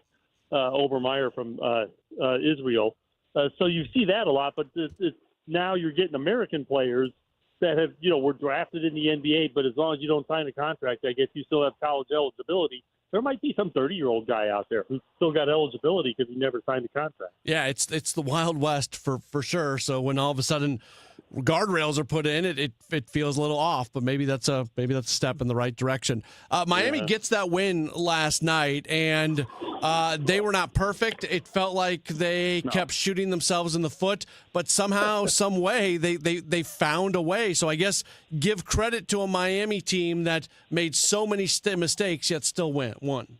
Yeah, resilient is what they are. It's and they have to be because as talented as they are, they're not always the most talented team on the field, just in pure athletic ability. And but Carson Beck would make one bad play and two good ones to make up for it. The touchdown run, that play call was great because it shifted everybody over to one side, and it opened up a lane for him in case he couldn't throw the ball. Now, that probably isn't why they ran that play or how that play was intended to be executed, but it sure worked out well for them. And good on him for being able to see that, that wide open run to the end zone, and that's just making a play. And when you get these guys that have been around a long time like he has, then you get that experience, and you can read these situations and make plays. Just the fact that they were able to win in the fashion that they did. What is, from a talent standpoint, because this is a Miami team that just barely sneaks into the playoff. They get in and they go on this run. Like, what is it that has led them from being a team that almost didn't get into the playoff at all to all of a sudden be one win away from a national championship. Well, Miami's a good defensive team, and the old adage is that defense wins championships. That they rely on their defense. They rely on their running game. You've got now a quarterback who obviously is a pretty good quarterback thrower as well. But, I just think that part of it is just attitude, and part of it is circumstance. We've seen so far, for example, that getting a bye is not a blessing in this system. Yeah. Indiana is the first team and only team to win after having a month off. It's almost a full month off before you play again. And it's really hard to keep your edge.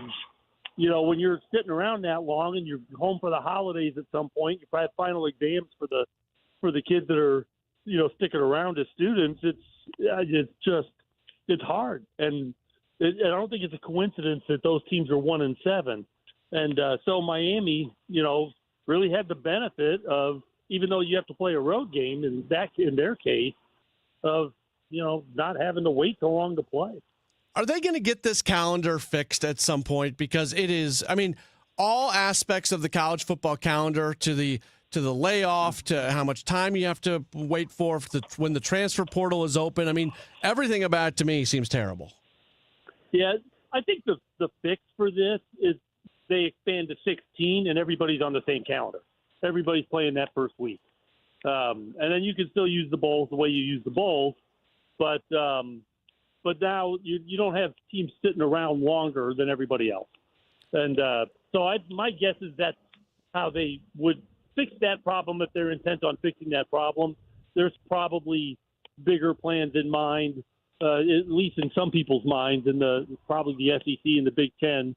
We'll see what they do, but I think at a minimum they need to go to 16 just so everybody can be on the same calendar. Do you eliminate the conference championship weekend? Not necessarily, because you're only adding one game for 4 teams. And you're adding 4 teams. So you're adding 4 new teams, and then you're adding one game for the 4 that had byes. And, they'll probably be just as happy because, as we've learned, it's not really an advantage. Tonight's game, it's going to begin underway shortly. It's a rematch of a game earlier this year, Oregon and Indiana. Indiana just continues to be an absolute juggernaut. Every time it feels like maybe they've run into a team that's going to give them something, they steamroll them the way they did against Alabama previously. There's a lot of folks in St. Louis pulling for Indiana. Our media market here is filled with Indiana folks, so it feels like maybe there's a skew here in St. Louis, but Indiana seems to be well positioned going into tonight's game. They feel inevitable, don't they? Yeah. They're the team that figured out how to win with a month off. Now they're going to play a team they already know how to beat. They just feel, like this juggernaut that you wonder how you're ever going to beat them, at least this year. So, Signetti's done a great job turning that program around. I, of course, am from Indiana, but I went to Purdue. So, I'm rooting for Oregon tonight. But for most of the state, it's all IU fever, and it should be, because this is a tremendous team. And I hesitate to say program because it's only 2 years, but boy, it's funny how fast you can turn things around in college sports these days. Is the equation for Oregon finding a way to win just Dante Moore taking over the game? Well, also the defense has to step up. I think if IU scores 30 points again, that's going to be hard to overcome. So they're going to have to find a way to create turnovers, make some plays on defense, get some stops. Obviously, 30 points, you're getting stops, but they just need to assert themselves defensively and ideally cause some turnovers so that you get their offense off the field and get short fields for yourself on occasion, but just get them off the field without points. And the more that they can do that, obviously, you keep them from scoring, you got a better chance to win. What's your initial just reaction to the fact that now we're going on 3 years without an SEC team in the national championship? Yeah, well, everybody cycles. And the SEC is at least in the playoffs in a down cycle. They do well in the regular season still. But I think, and part of that scheduling. But it's just one of those things where it's not working out for them. And, they've been putting, like, Georgia's 0 for 2 in the quarterfinals. It's hard to it's hard to get your best team to put their, to advance in this system. And their best teams have not been advancing, and that's a problem. With Jerry Palm. One last thing for you, jumping over to college basketball. It feels like a golden age right now in St. Louis because St. Louis University is absolutely rolling. Yeah, they won at the Siegel Center for the first time ever at VCU. On that same night, Missouri wins at Rupp Arena for the first time ever. Oh, yeah, by the way, Illinois is a top 20 team. If you love college basketball, right now is a good time to be a college basketball fan here in the St. Louis area. Yeah, well, SLU went out and hired the Indiana State coach and brought some of his players with him. And, that's a guy who knows how to build a program and is a good coach. And, the SLU is going to be a team to watch. I think when they get to the tournament, you're going to see that they are a team that a lot of people's brackets are going to be picked to go a game or two deep, at least into this tournament. And, Mizzou is coming along as a program. It's, Dennis Gates has done a great job there getting this thing moving, and Illinois is always good. So it's a great year for college basketball. I'm pretty excited about it. And like I said before, I'm a Purdue fan. Boilermakers are looking pretty good too. Yeah, they had that one game. What was it against Iowa State where they kind of laid an egg, but outside of that, they have looked absolutely unstoppable. Yeah, second half they couldn't make a basket to save their lives, but it's they're looking really good too. There are so many good players and teams now in college basketball that the NCAA tournament is going to be wide open, I think.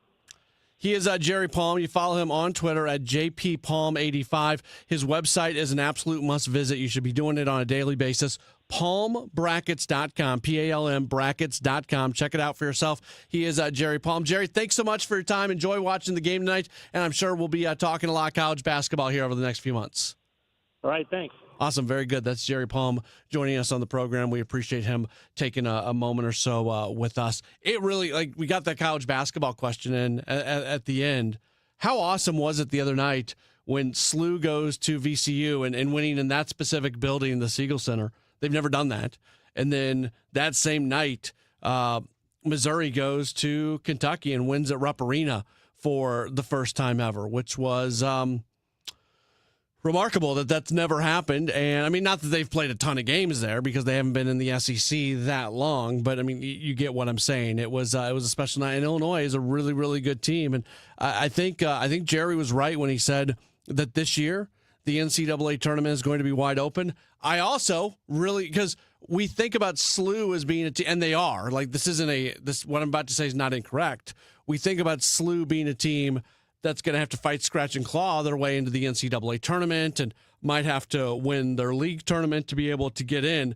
Nice to hear somebody like Jerry Palm talk as if it's a foregone conclusion that SLU is going to be an NCAA tournament team. And they are receiving some votes in the top 25. This past Monday, let's see, they were the unofficial 26, 27, 28, 29, 30, 30. They were the unofficial number 32 team in the nation in terms of receiving votes. They were about the same place when it comes to the coaches poll. So that's good to see, and it's a lot of fun right now for this college basketball community here in the area. All right, we are going to. So this is what I want to do. In fact, if you want to chime in, we'll give you the opportunity to do so. You can call in at 314-436-7900. 314-436-7900.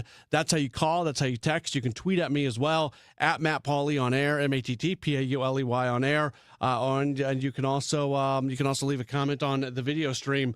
We're going to do mostly baseball for about the next hour or so. In about an hour, we're going to hear from Blues coach Jim Montgomery. So from now until about 7:30, it's going to be baseball. I would love for you to be involved in the conversation. If you would like to be involved, we'll talk through the Cardinals and their offseason and everything. Would love to know where you stand on things, maybe what questions you might have, how you feel about some of the stuff that Hein Bloom has done, and then the overlying kind of thing that we're going to be talking through is some of the comments that were made by Rob Manfred about the direction that he wants to send the game of baseball as he is into his final few years as the commissioner of baseball. He did say that he is not, after this contract is up, he is done. He is not going to go back on it, that he is going to be done as the commissioner. So we're also going to have a new commissioner at some point in the next few years. So we're doing baseball for the next hour. Would love for you to be a part of it at 314-436-7900 or by tweeting at me or texting or leaving a video message.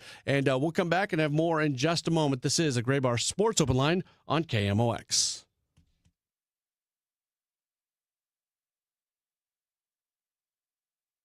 Start your day with an edge. Total Information AM. It's like breakfast for your brain. I wake up, I turn on the news. I gotta listen 3 or 4 times every day. Debbie Monterey, Megan Lynch, Tom Ackerman. I like to wake up with the news. Total Information AM. It's where I get my news. Traffic conditions and potential weather that's coming. Total Information AM. Weekdays 5 to 9. I like to turn it on and just get caught up. Where I get my news. The news, weather, and traffic. On the voice of St. Louis, KMOX. This is the story of the one. As an HVAC technician, he and his digital multimeter are in high demand. So when a noisy office HVAC turns out to be a failing blower motor, he doesn't break a sweat. With Grainger's easy-to-use website and product information, he selects the product he needs to keep everything humming right along. Call 1-800-GRAINGER, click Grainger.com, or just stop by. Grainger, for the ones who get it done. You know Gray Bar for electrical parts, but there's one more thing you may not be thinking of us for that can help maximize your next project's total value. Our pre-project planning services are designed to help you win the bid, save on labor costs, and keep your installers productive across your entire build. The sooner you call us, the better. Because when we're there from the beginning, we can anticipate your needs and help you solve problems before they become problems. Yep, Gray Bar does that. It is time for the NFL playoffs, and DraftKings Sportsbook is an official sports betting partner of the NFL. Look, we know it. You're hearing from a whole bunch of different sports books. What makes DraftKings different? Well, one of the things, I love this. Prop bets are so much fun, especially live prop bets as you're watching the games, and it just adds a little, in St. Louis, we don't have a team, so maybe you can sit there. You have a little bit more of a vested interest if you've got a couple bucks on something going on, and DraftKings has your back. They do something called early exit protection. I love this. If a player in your eligible NFL prop bet goes down at any point in the first half, you're still going to get paid in cash. There is literally no reason to do prop betting with any other sports book when DraftKings is sitting here giving you first half guarantees. It is absolutely awesome. They are the best when it comes to live betting, and that's a way to really enjoy sitting down and watching football. You got to download the DraftKings Sportsbook app now. You use code KMOX, that is code KMOX, and you can turn $5 into $300 in bonus bets if your bet wins. In partnership with DraftKings, the crown is yours. Gambling problem? Call 1-800-GAMBLER, 21 plus. Physically present in Missouri. Eligibility and restrictions do apply. Bet must win to receive bonus bets, which expire in 7 days. Additional terms at dkng.com/audio. It's a limited time offer. Hey, good morning. You're heading to the airport, right? Yep, thanks for checking. I like the car. How long have you been a rideshare driver? About 3 years now. I really enjoy it. Isn't it hard to make money these days with the price of gas being so high? Not for me. I use Upside, the free app that gives you cash back for every gallon of gas you buy. Wait a minute. Are you saying you actually get real money back when you get gas with the Upside app? Yep, I get real cash back every time I get gas. Does that actually add up to anything? I'll make around $200 to $300. Wow, that's serious extra cash. I'm downloading the Upside app now. Download the free Upside app now to earn real cash back every time you buy gas. Use promo code RAIN to get up to a $5 per gallon bonus on your first tank. You can cash out anytime, right to your bank account, PayPal, or a gift card for Amazon and other brands. Just download the free Upside app and use promo code RAIN to get up to a $5 per gallon bonus on your first tank. That's code RAIN. This weekend is an NFL Wild Card weekend, and Saturday night, the Packers head to the Windy City to face the Bears. Siteman Cancer Center game time, 7 p.m. Siteman Cancer Center, national leaders in cancer. The Packers, the Bears, on America's Sports Voice, 104.1 FM KMOX.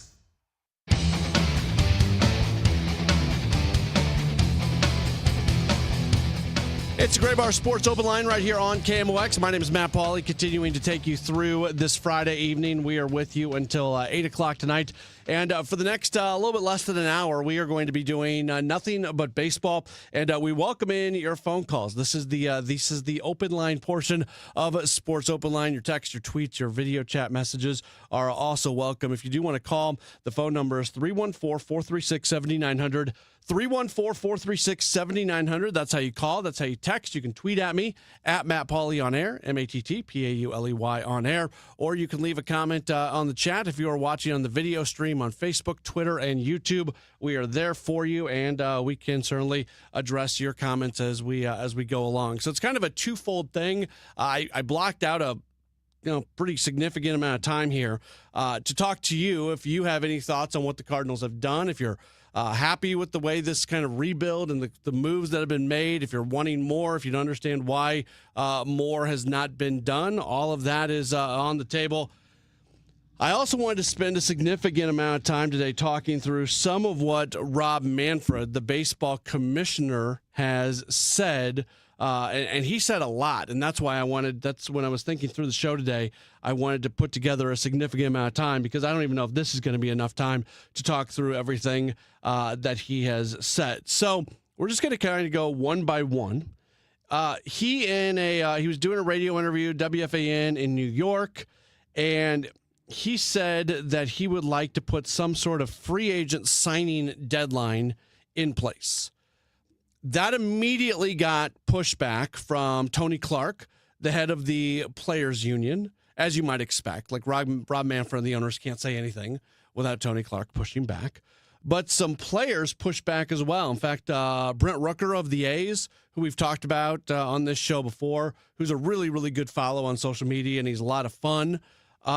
He called the idea of a free agent signing deadline as, quote, pretty close to the most anti-player idea you could possibly have.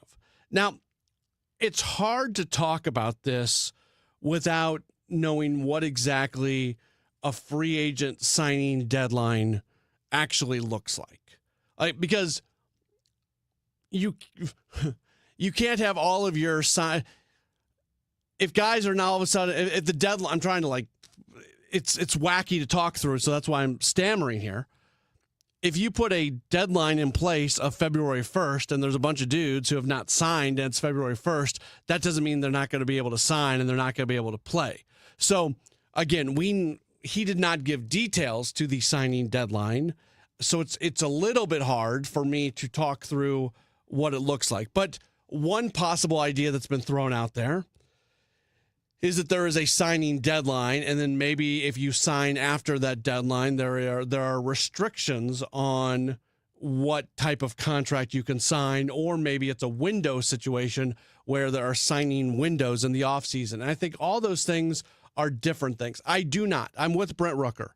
I want there to be a spotlight on baseball in the offseason. What the motivation for Rob Manfred saying what he's saying, I agree with. We are like-minded in what is motivating him to say these things. What we're not like-minded with is the actual execution, because Brent Rooker is right and other players are right. If you put in a signing deadline, let's say the signing deadline is February 1st.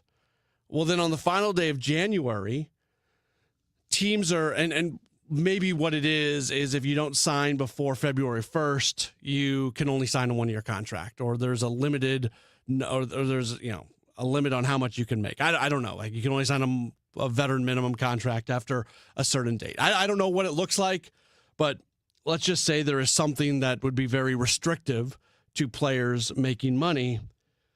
Brent Rooker's right when he says that is the most anti-player idea you could possibly have. And Rob Manfred has a problem with the players.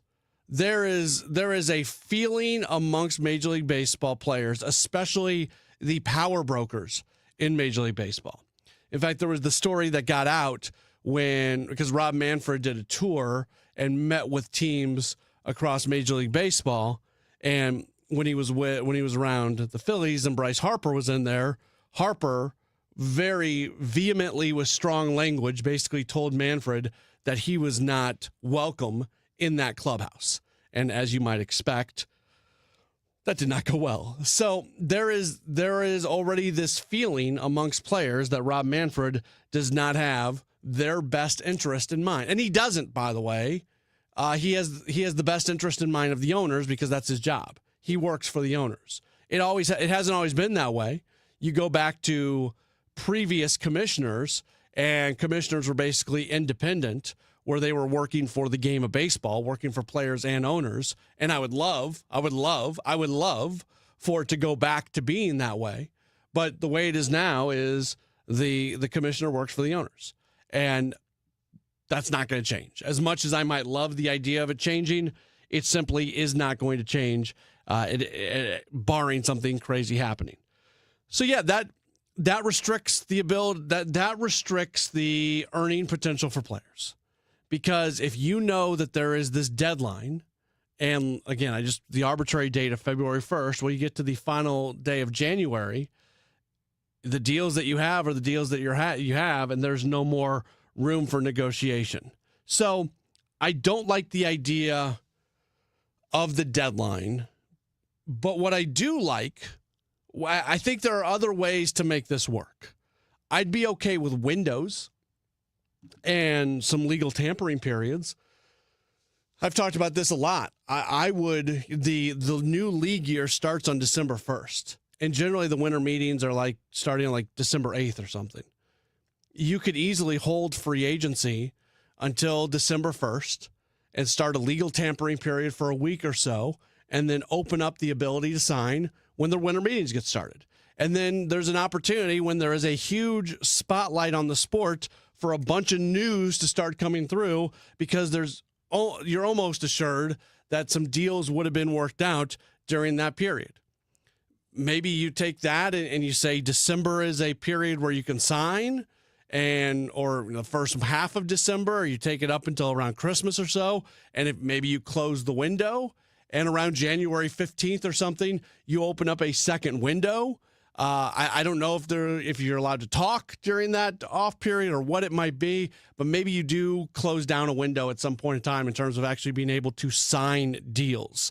The idea of going quiet during that period, I would kind of like that, but I also don't believe for a second that baseball general managers and baseball president of baseball operations and player agents and things like that would not be communicating in some way, shape, or form during that period. It was also brought up, and I think this is a really good counterpoint. I think it's a really good counterpoint, and it was in that Evan Drellich article in The Athletic that I'm referencing. The counterpoint to all this is you as a team and as an organization want to be able to counteract other things that happen. So let's say the Cardinals were in a competitive window right now. They're not, but let's pretend they were. The Cubs go out and acquire Cabrera from the Marlins a couple days ago. Well, all of a sudden, what if the Cardinals, or you could apply this, I say the Brewers aren't going to make big noise in the offseason, but how about the Reds? All of a sudden, the Reds feel like, 72 hours ago, you felt like your roster stood right there next to the Cubs. 48 hours ago, you think, you know what? With them adding a guy, it's a little bit different. That puts pressure on us to do something. So that's the organic things that happen during the offseason. There's a reaction to it. So if you're sitting there and putting in some sort of restriction, that limits the opportunity to react to what other teams do, and I wouldn't want that either. We will take a break. We've got more. We got Rob Manfred said a ton of stuff, so we're going to go through a lot of it between now and 7:30. Starting to get some text messages that are coming in. You can call in 314-436-7900 if you'd like. We're talking all things baseball. We're back with more in just a moment. You're locked in. It's Gray Bar Sports Open Line on KMOX.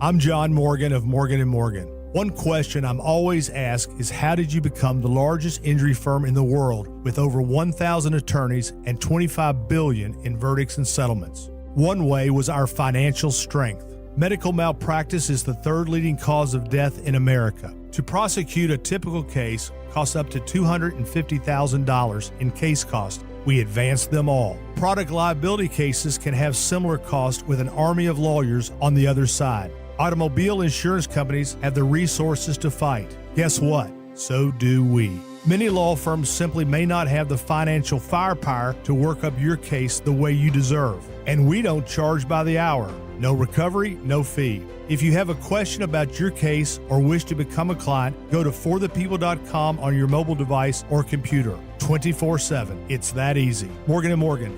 Injured? Dial Pound Law or visit forthepeople.com for an office near you. Winterfest is back for the 10th year in Keener Plaza, now through January 11th. Enjoy Winterfest traditions, including ice skating, s'mores, and igloos underneath 100,000 twinkling lights in the shadow of the Gateway Arch. Grab a bite or drink from downtown favorites and enjoy a family-friendly New Year's Eve fireworks spectacular. Winterfest, hosted by Gateway Arch Park Foundation, presented by Bank of America and Worldwide Technology. For more info, KMOX.com/events. Bernie Miklasz here for Saliga Heating and Cooling. Our family's called the Saliga family for 18 years, and we are grateful for Saliga's honesty, knowledge, and professionalism. They're the best. For more info, visit SaligaHeatingandCooling.com. Real estate investing isn't just about numbers. It can change your life. At Lifestyles Unlimited, we teach you how to invest in real estate with purpose, real-world strategy, and a focus on income you can build over time. Many of our members start to see how the right investment can create income, stability, and even improve communities. Join today for just $297, a 60% savings off the regular price. Text radio to 88007. That's RADIO to 88007.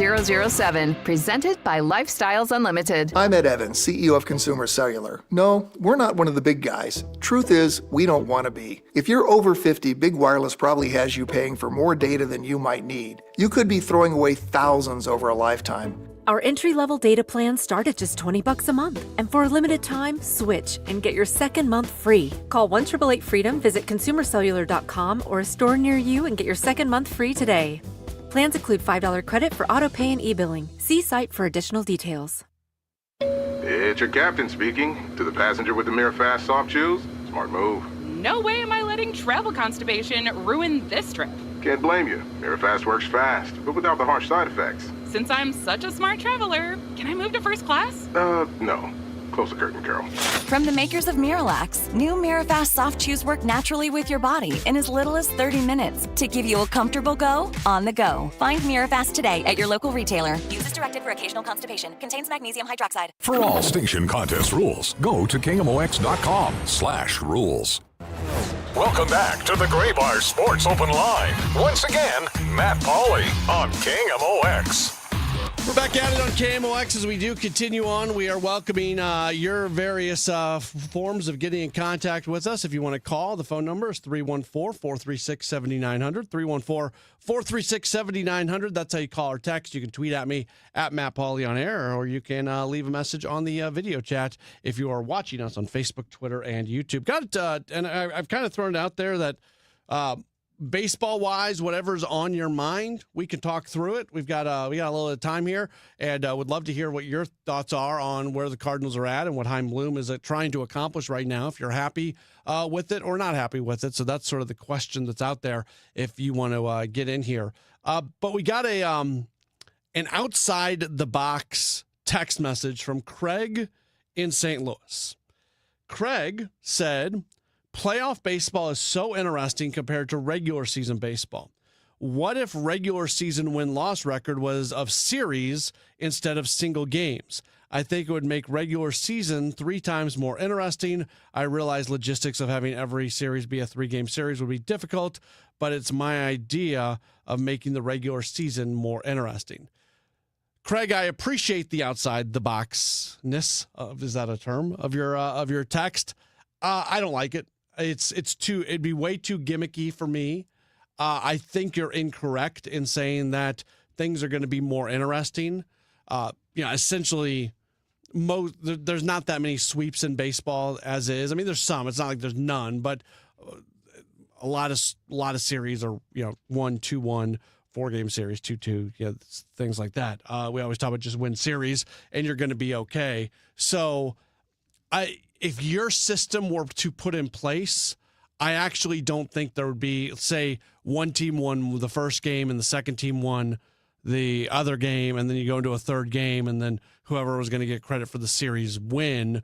was up for that third game. Like I actually don't think that there would be that much more attention on that third game than what there is in regular season games. Like it's again, outside the box thought. I don't think it would have that much impact. I also don't like the idea of ever playing games that are meaningless. So if you go win the first 2 games of a series and then all of a sudden you're playing that third game, it doesn't have meaning to it. That's bad. That's not good.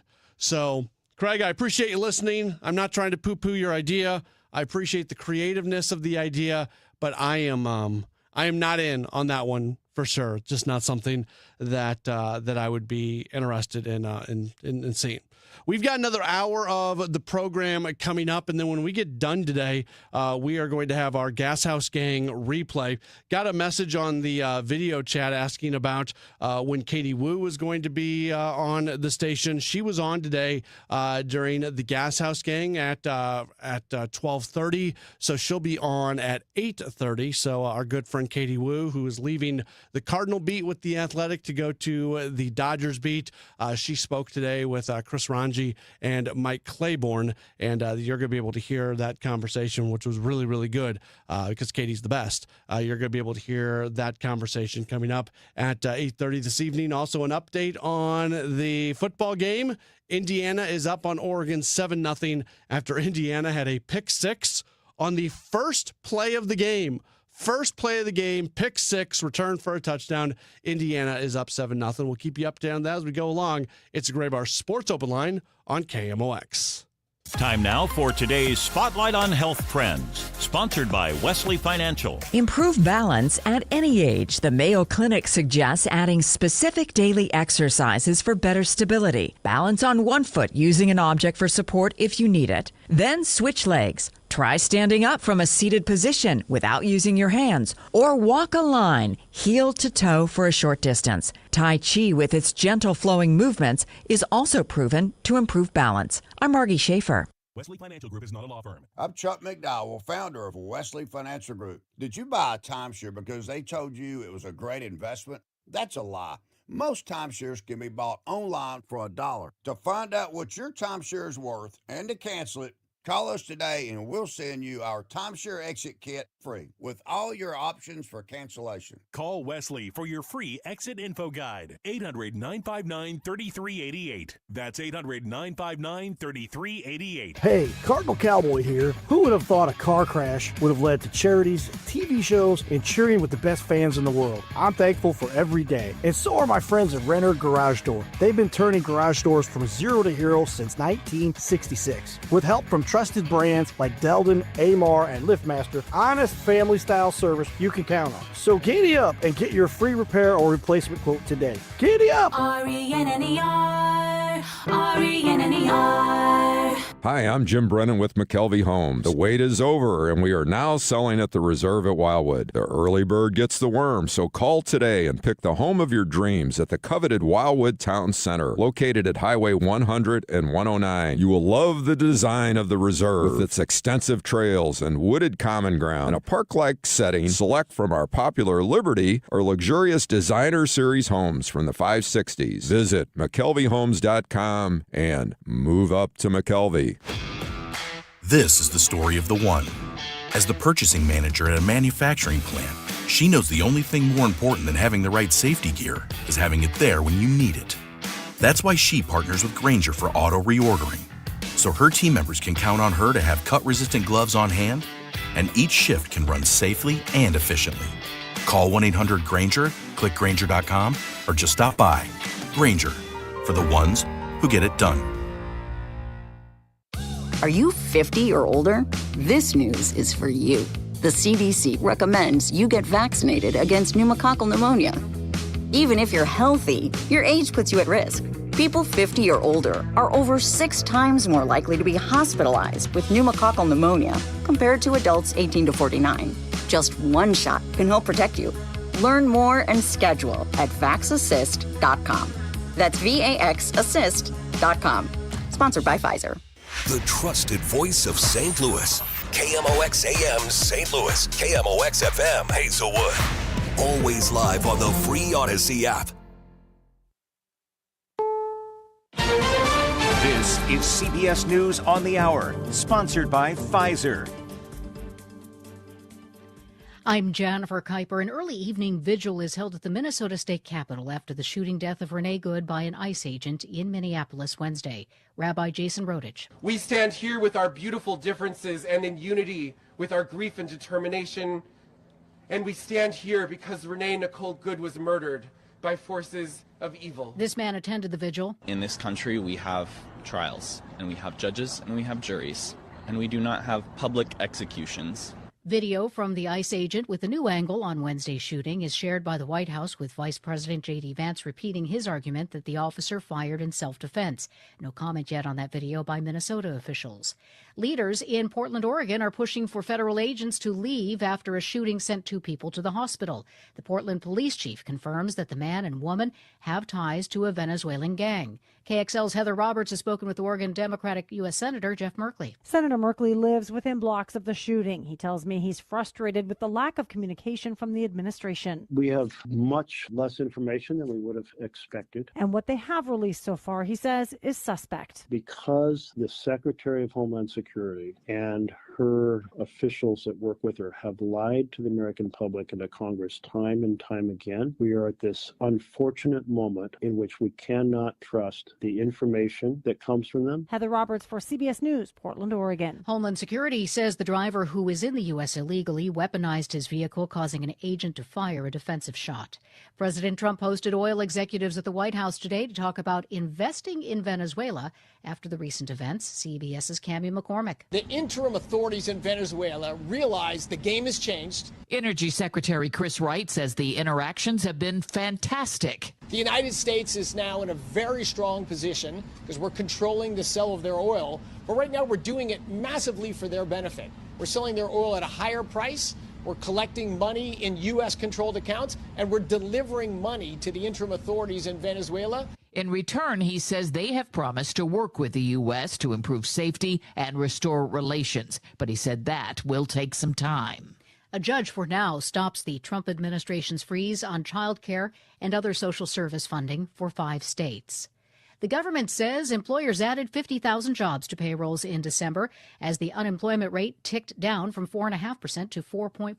CBS's Jill Schlesinger. It is a job market that shows a lot of cooling since the summer of 2025, but it is not falling apart. This is CBS News. You still got it, but your immune system weakens as you age, making it harder to fight flu, pneumococcal pneumonia, RSV, and COVID-19. Ask your doctor or pharmacist which vaccines you need. Sponsored. At 7:03, it's a cloudy sky. At the moment, 46 degrees downtown at the Arch. Monkey business is afoot in the city. The Department of Health has confirmed to KMOX they are trying to find multiple monkeys that are on the loose near the O'Fallon Park neighborhood since Thursday afternoon.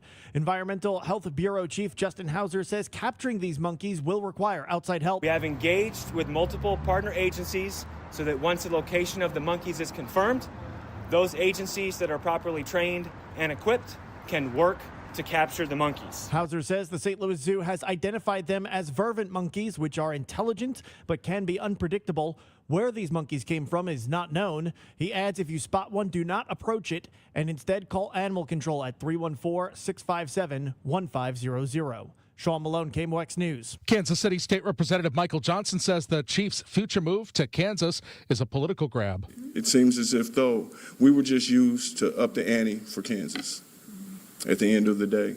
But yet, in Kansas, everything has not been finalized yet, so we still have another possible opportunity to see if we can keep the Chiefs in Kansas City. Missouri offered to pay up to 50% of the cost to build or upgrade stadiums for the Chiefs and or the Royals. The women are taking center stage tonight at the U.S. Figure Skating Championships at Enterprise Center. Amber Glenn enters the free skate in first place, hoping for her 3rd straight national title and a spot on the U.S. Olympic team. She faces close competition. The final group takes the ice at Enterprise Center just after 9 p.m. Broadcast on NBC has already started. Republican candidate for Illinois Governor Darren Bailey rolls out what he called a blueprint for the state under his potential leadership in the highest profile attack yet on the Pritzker administration. Here's Jeff Buckholtz. Bailey and his running mate Aaron Del Mar stood outside the governor's office at the state capitol in Springfield and spelled out how they plan to get inside starting with driving down costs for families. Affordability alone isn't enough.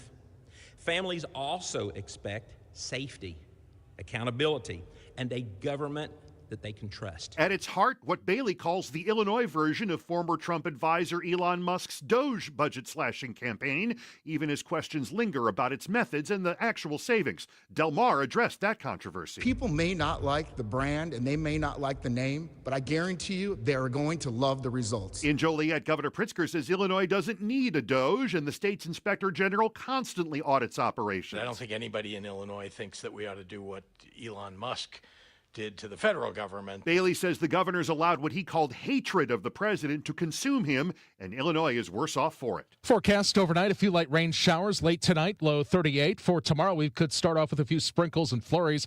Otherwise, partly sunny, a little bit colder, high 44. For tomorrow night, 25. And for Sunday, sunny, high 36. Right now, we've got 46 downtown at the Arch. I'm Michael Calhoun, KMOX News.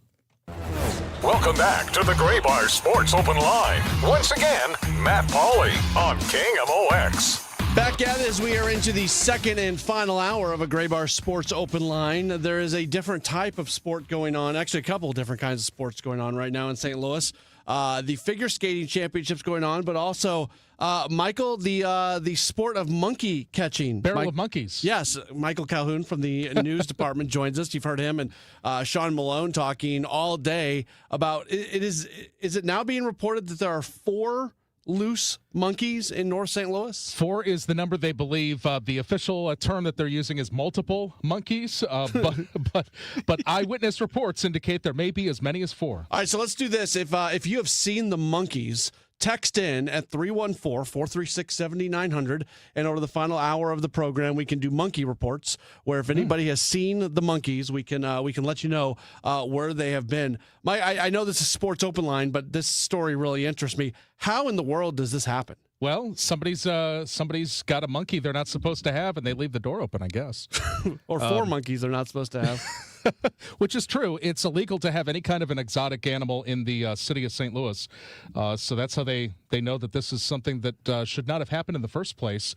Animal control in the city doesn't have the equipment to capture these primates, and so they're calling in additional agencies, potentially, some of the nonprofits that we've heard about that deal with primates to help them to track this down. Really reminds me of a funny story from several years ago.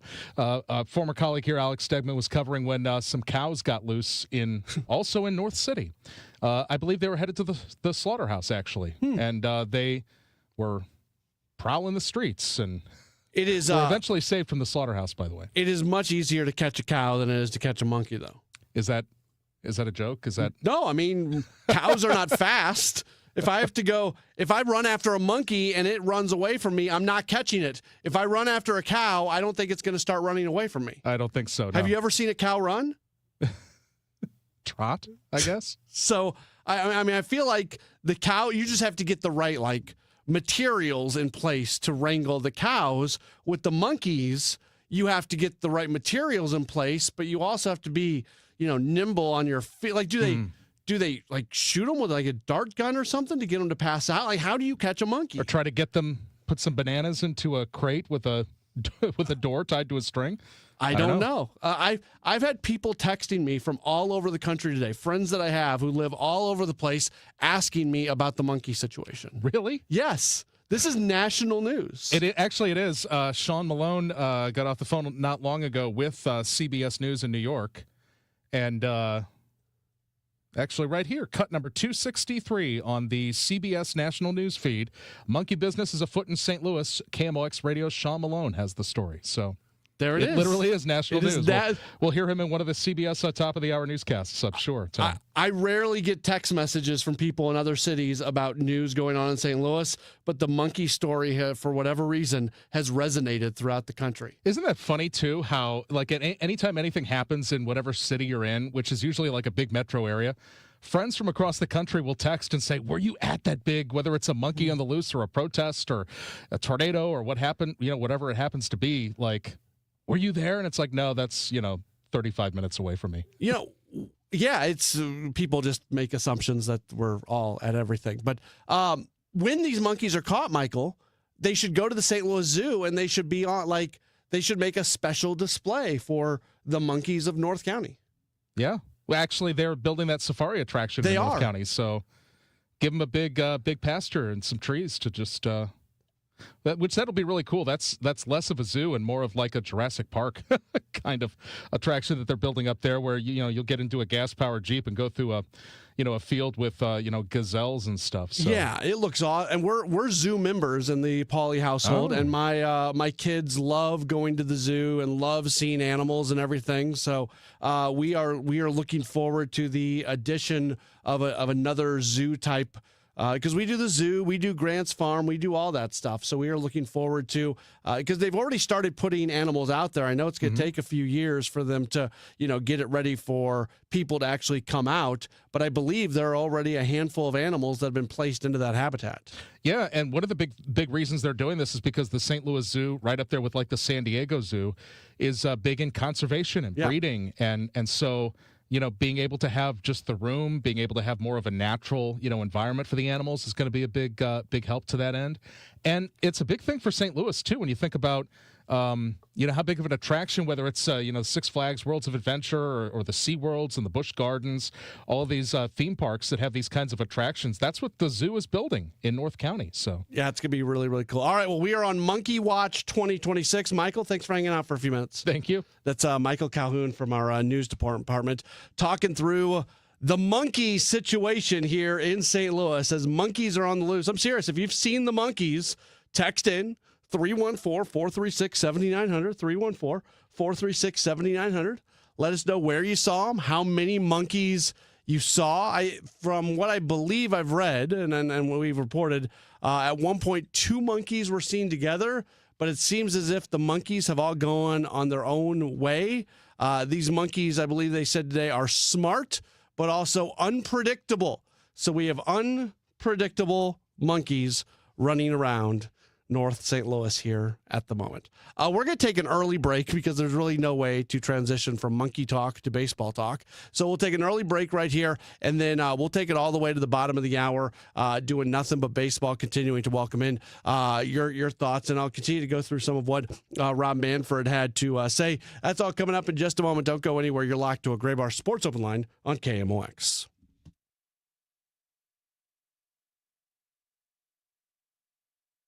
I know that hiring can be challenging. You sort through tons of resumes and you get too many so-so applicants. You're just waiting for someone to match your role perfectly.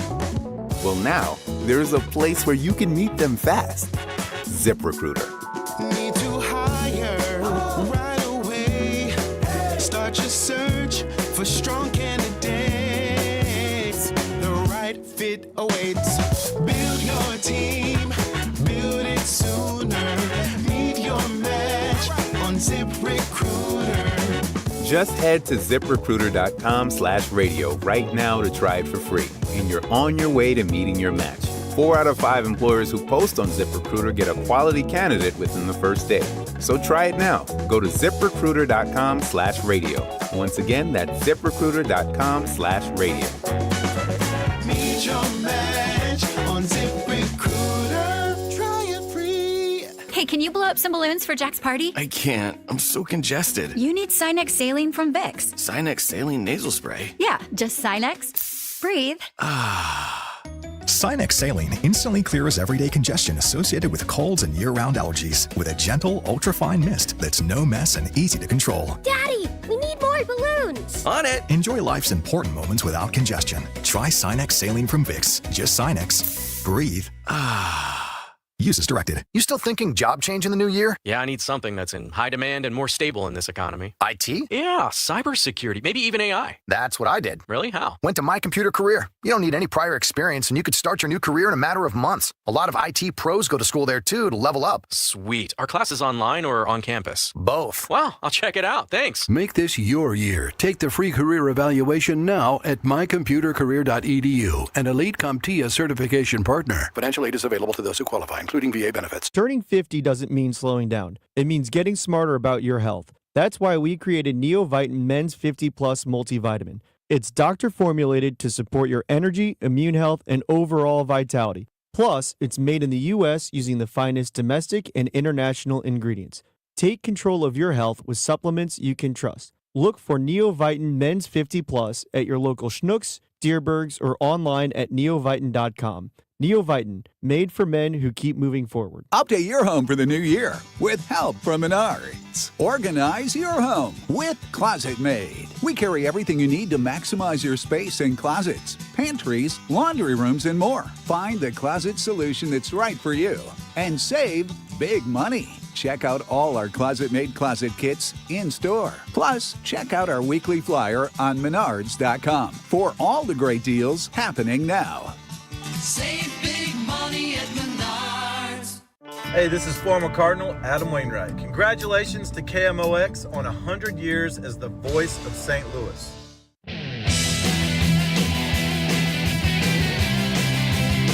We are back at it on KMOX. It's the Gray Bar Sports Open Line. In about 15 minutes or so, we are going to hear from Blues coach Jim Montgomery. He met with the media earlier today in Salt Lake City. Blues and the Mammoth tonight at 8 o'clock, and we'll get some of his pregame thoughts coming up at about 7:35 or so. Right now, we're continuing to talk Cardinals baseball.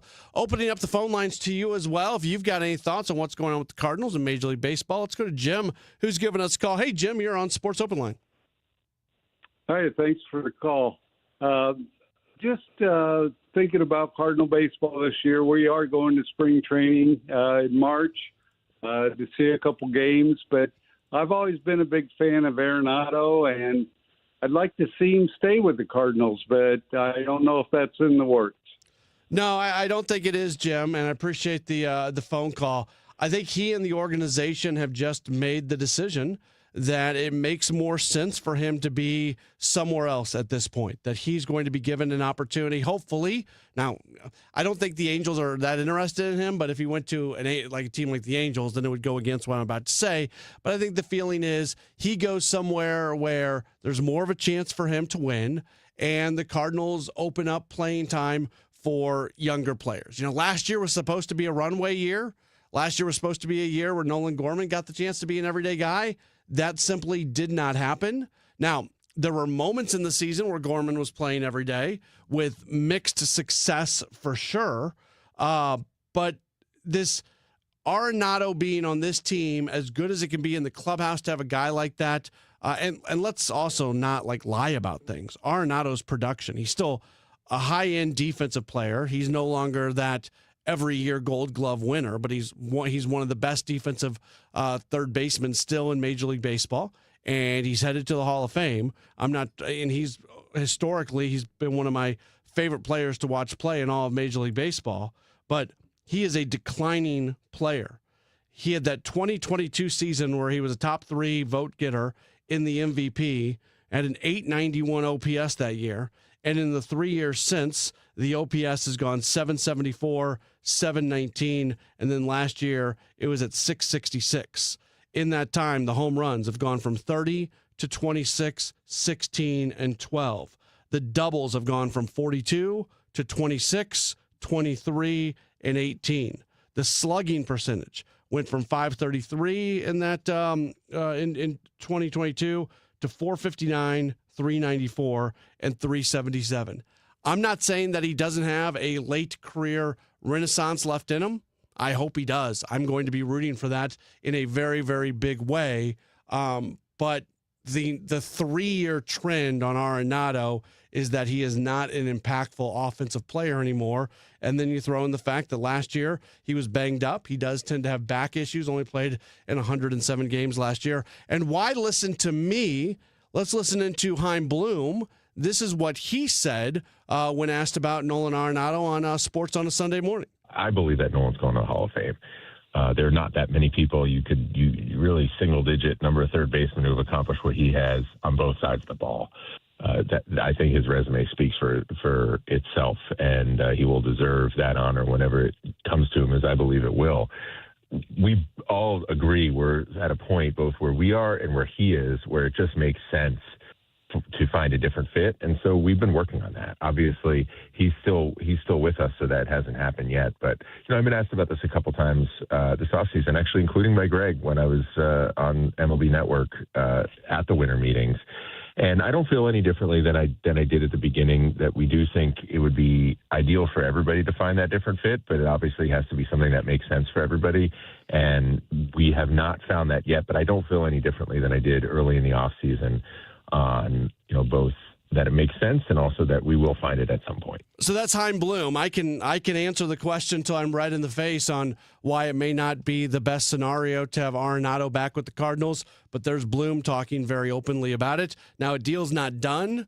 Nothing seems imminent. The national reporting out there says that the market is very slow. This time last year, we were saying the exact same thing, that we were 99% sure that he was going to get moved, and then the 1% happened. Is there a possibility that the 1% happens again this year? Sure. I'm not closing that door, but I was wrong last year. I can be wrong again this year. I don't run away from the times that I'm wrong. But I just don't see the scenario playing out where Arenado is with the Cardinals again this upcoming year. Let's grab another phone call. Curtis has given us a call. Hey, Curtis, you're on Sports Open Line. Hey, Matt. I got a couple of things on my mind about the Cardinals. And one of them is the way people react to how Ollie Marmol managed last year, and their frustration with him. They ought to realize whenever Tony La Russa came to the Cardinals, they had the same issue with Tony La Russa. They weren't too happy with how he managed, but the team did okay. The team's going to do fine with Ollie Marmol.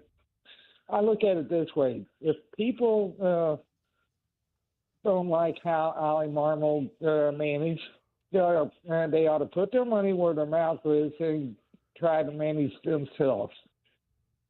All right, Curtis. That's the way I look at it. All right, appreciate the phone call. So I'm an Ollie Marmol guy. I like Ollie. I think he's a really good manager. I don't agree with everything he does, but I understand that there is a reason for everything he does. I think he takes more criticism than he deserves. I don't always understand why people are as anti-Ollie as they are. When you really, the team hasn't been winning because of the roster. The team hasn't not been winning because of Ollie. Have there been times where he's made mistakes and decisions that he's made? Yeah, absolutely. But you know what? A lot of times when he is asked about that the next day, he'll have a good reason for making the move, but then he's openly said, you know what, if I do that again, I may have done it a little bit differently. I think he's a perfectly fine game manager. The players like playing for him. He commands respect from the players. My worry about him, because I'm a fan of his and I want him to continue to be the manager of the Cardinals, my worry is you can only not win in St. Louis for so long before a change is going to be made. And he's going into another year where it would appear that the Cardinals are not likely to win a lot of games. And fair or unfair, at some point that falls at his feet. And I am hopeful that he once again can be given a team that can go win some games. Now, 2022, he had a team that could win some games, and he got into the playoffs, but they didn't win in the playoffs. And I think that's the first thing that is pointed out. That first game of that Philly series was incredibly, incredibly fluky. Like he's criticized for that game for not getting a pitcher up when Helsley was struggling. But I've done this a million times where you go batter by batter and you try to figure out. I think at worst, Ollie was one batter too late getting somebody up in the bullpen that game, and one batter too late wouldn't have changed things. Like you probably wouldn't have made the pitching change again. I'm not trying to relitigate something from 3-4 years ago. That's not what I'm trying to do here. But no, I like Ollie, and one thing is true. One thing is very true about baseball fans. No matter what city you're in, no matter what market you're in, no matter what team that you are supporting, there are going to be either a majority of people or a vocal minority that do not like the team manager. Just don't. You probably know where I'm going here if you listen to me a lot. I spent a good number of years hosting post-game shows in Milwaukee. And the Brewers, when I was there, were on a great run. It was right at the beginning of this run that arguably they're still on right now. I can't tell you how many phone calls I took from people wanting the Brewers to fire Craig Counsell. Hated him. Hated Craig Counsell. And that's a guy who was winning at a very high level and was from the city. He was Milwaukee's own. And it's a little bit different now to look at that because he has since gone on to become the manager of the Cubs, and that did not sit well with the Milwaukee community. But if you go back in time, before there was ever talk about him going to the Cubs, Milwaukee's own, managing a team and winning at the highest level, and I got as much interaction from Brewers fans being critical of Craig Counsell as I get from Cardinals fans being critical of Oliver Marmol. So I've worked in 2 major league markets. I've worked here. This is where I grew up. I understand this city. I've worked in Milwaukee. I learned to understand that city while I was there. Those are the only 2 major league teams that I have covered and have been intimately connected with. But the fact that the experience was exactly the same with the managers from a fan standpoint, that tells me that it's that way just about everywhere. And Kevin Wheeler talks about this all the time too, because Kevin used to do national radio, and he would be on in the evenings on radio stations across the country. And when people call into radio shows, whether they're a local show or a national show, they don't really know that they just hear somebody on their local radio station. They don't know that it's a national show. They just want to talk about their teams. And Kevin's got the same experience, that he would talk with fans throughout the whole country during his time doing national hosting, where they wanted their guy out. So that's just kind of part of what we deal with and the way fans are with managers. A lot of fans do not like their managers, no matter how successful or unsuccessful they may happen to be. We are continuing to talk through some of the Rob Manfred stuff. Again, he was on WFAN in New York, and he floated out a bunch of different things. He said that his vision, and this surprised me, this caught me off guard, to be blunt with you. He said his vision for divisional realignment would not put teams that share a market in the same division. So the Mets and Yankees would not be in the same division. The Cubs and White Sox would not be in the same division.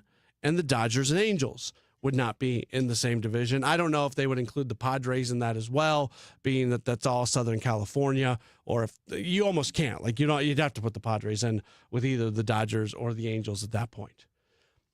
Everything that I had seen, because at some point Major League Baseball is going to add 2 more teams. It's going to happen. It's going to happen relatively soon. They got to get the 2 markets that are still up in the air figured out. You got to get the A's moved to Vegas. You got to get the stadium situation in Tampa figured out. They've broken ground in Vegas, but they've also said they're spending the next 3 years in Sacramento. It feels like that Vegas thing is a done deal, but you know about counting chickens, right? But it seems like that one's a done deal. The Tampa thing is still a little further back. The Rays have new owners. It feels like these new owners with the Rays are going to be a little more friendly to work with local city government, because they had a stadium deal done in Tampa, and then it didn't get done, and a bunch of new council members got elected, and they were replacing council members in Tampa that had approved the stadium deal, and then these new council members walked in and basically undid everything that had been done before. Oh, yeah, by the way, we're living in a period right now where we've had some pretty high inflation. So construction cost and all that has continued to move very much in an upward direction. So it became more expensive. So I think they're going to get the stadium deal done in Tampa at some point in time. And then after that, they figure out the expansion markets. And there's going to be a ton of markets. There's going to be a ton of markets that are going to be in for an expansion. If you listen to the Countdown to Opening Day show on Thursday nights, I had interviewed Barry Larkin when I was at the winter meetings, because he is an Orlando resident, and the folks in Orlando really want Major League Baseball. They already have a site. They have funding for a stadium. They've got all these things in place, and they feel like the ding on them is there is this perception that they are too close to other major league markets. And one of their big talking points is their distance to Tampa, which is the closest team, that there are many instances across Major League Baseball where teams are closer geographically to each other than what Orlando is to Tampa. So Orlando wants it, Portland wants it, Nashville wants it, Austin wants it, Montreal wants it. Who am I missing? I mean, there's a bunch of markets who want Major League Baseball. And I think there's a bunch of markets where Major League Baseball would be successful. I've always had a soft spot in my heart for Montreal. I was told by somebody very much in the know who would be in on this, said Montreal's just not going to work because when you look at the value of the Canadian dollar versus the value of the U.S. dollar, it dings market size. So when you're Toronto, you're this huge market. So even if you've got the value of the dollar thing that knocks Toronto down a few rungs, well, they're still a huge market, so it works. Whereas Montreal is not a huge market, and then you put it in the financial side, and it isn't going to happen. So anyways, I say all that to say this. They're going to have to realign. My thought was always that they would put these teams that were in the same city together from a rivalry also from like a money saving standpoint. If you're the Cubs and you play a bunch of games against the White Sox, guess what? You're not paying for a plane. If you're the Cubs and you are in a division with the White Sox, the Brewers, and the Cardinals, well, then there's only one plane trip in there, and it is a short plane trip. It's to St. Louis because you bus to Milwaukee and you're in the same city as you are in with the other Chicago team. But Manfred says that's not what they're going to try to do, that they are going to try to create new divisions, but the divisions will not have teams from the same city. So and then that creates the question of, what does that look like for the Cardinals? Because by the way, we're getting some breaking news right now. We'll try to, Ryan Stanek evidently is John Heyman. Sorry, I stopped mid statement here because John Heyman is reporting. Let me make sure I get this. That Ryan Stanek is going to sign with the Cardinals. So there you go. So you wanted a move, you get a move. Ryan Stanek is going to join the Cardinals. Last year, 4-6, 5.30 ERA, appearing in 6 games. There is your veteran. He pitched between the Mets and Seattle last year. No, last year he pitched just with the Mets, 4-6, 5.30 ERA. He's had some pretty good years in his career, but it appears that the Cardinals have a right-handed reliever coming in Ryan Stanek. We'll take a break. When we come back, we'll hear from Blues coach Jim Montgomery. That's next. It's Gray Bar Sports Open Line on KMOX. Hey guys, Dave Glover here from the Dave Glover Show. So, what is my show? My show is 4 different people living 4 different lives, all coming together every day between 1 p.m. and 5 p.m. to talk about life, actual life. Not so much headlines or did you see what Trump did today or XYZ. Never predictable because I never know what I'm going to talk about from one segment to the next. So it truly is unique and unpredictable. Join us. 104.1 FM, KMOX. Don't get lulled into believing the IRS is getting soft. It's just the opposite. Hi, this is Lance Drury with the Lance Drury Law Firm. We are being told by IRS collection officers that their higher-ups are demanding that they get more aggressive than ever. So don't ignore them any longer. Level up. If you have unfiled returns, unpaid taxes, levies, or liens, call me, Lance Drury, today and let me get between you and the IRS. I'll protect your rights. At the Lance Drury Law Firm, our practice is focused 100% on fighting the IRS. Remember, IRS problems are legal problems, and they need to be handled by an expert attorney who's done it for decades. So call the Lance Drury Law Firm today. We're local. Our office is right here in St. Louis. Call 314-260-6120 Visit Lance, D-R-U-R-Y, law.com to schedule your free consultation with your local tax resolution law firm. The choice of a lawyer is an important decision and should not be based solely upon advertisements. Hey, good morning. You're heading to the airport, right? Yep, thanks for checking. I like the car. How long have you been a rideshare driver? About 3 years now. I really enjoy it. Isn't it hard to make money these days with the price of gas being so high? Not for me. I use Upside, the free app that gives you cash back for every gallon of gas you buy. Wait a minute. Are you saying you actually get real money back when you get gas with the Upside app? Yep, I get real cash back every time I get gas. Does that actually add up to anything? I'll make around $200 to $300. Wow, that's serious extra cash. I'm downloading the Upside app now. Download the free Upside app now to earn real cash back every time you buy gas. Use promo code RAIN to get up to a $5 per gallon bonus on your first tank. You can cash out anytime, right to your bank account, PayPal, or a gift card for Amazon and other brands. Just download the free Upside app and use promo code RAIN to get up to a $5 per gallon bonus on your first tank. That's code RAIN. When life happens and you need to sell your St. Louis area home, call trusted realtor Gloria Liu with your home sold guaranteed realty. Gloria is St. Louis's real estate expert with more than 22 years of experience and expertise, helping you sell quickly and for the most money. Selling your home can be so stressful, especially when life happens, like a sudden job change, a passing of a loved one, or a growing family. Knowing exactly how much your home will sell in today's market is the first step. Then I back it up with an upfront written guarantee. My guarantee is simple and easy to understand. If I can't sell your home at our agreed upon price and time frame, I'll buy it myself. When life happens, the name to remember is Gloria Liu, your home sold guaranteed realty. I strongly suggest you call her right now at 314-325-6888, 314-325-6888, or visit gloriahasthebuyers.com. Gloria and seller must agree on price and possession date.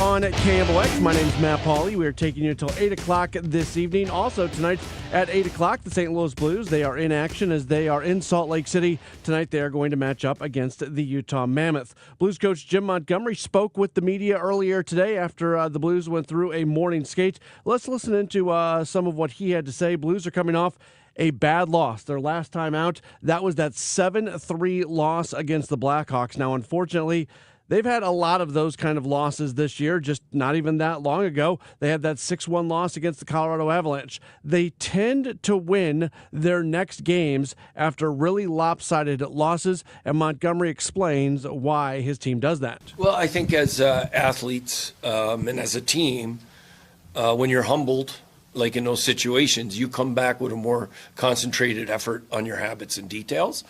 The thing that we want to grow in our team is having those concentrated habits when times are going well, like a 2-game winning streak, because that's the consistency you need to win for 60 minutes in this league. There are a lot of things about this team that are flawed. We are still waiting for them to get going. We'll see if they can get going. It wasn't that long ago that they were within 1 point of a playoff spot. So we've said it a million times. We'll continue to say it. If they ever really do find themselves, they've got every opportunity in front of them. For them to find themselves, they probably need to have more success on the power play. That was a big part of what went down in that Blackhawks game, not being able to be as effective in that area. And Montgomery said that he has seen flashes from the power play, but not consistency. I like the attack mindset on the first 2 power plays. I thought we were attacking the net from the goal line. The problem was the weak side and middle convergence on it. We weren't getting the numbers that we should get to be able to get second chance opportunities. And then after that, we didn't have an attack mindset, and we just stayed very perimeter. So like the one thing we want to see is more numbers at the net. When the puck's going to the net, we believe that it should be understood it's going to the net so that we can outnumber like the defenseman 3-on-2 at the net when we're trying to attack those areas. Our low play hasn't been aggressive enough. He talks about aggressiveness right there, specific to the power play, but what about specific to individuals? Because it does seem like, and he's even mentioned this, it does seem like there's a lot of players on this team that have a pass-first mentality. And that's all fine and good, but you would like to have some guys who are maybe a little bit more aggressive to the net, and he was asked how he can help players get more of that kind of mindset. A lot of times it's who they are. And like you've seen it a lot, like Adam Oates. What a great passer. He was a pass-first guy. He absolutely waited till the last minute to shoot.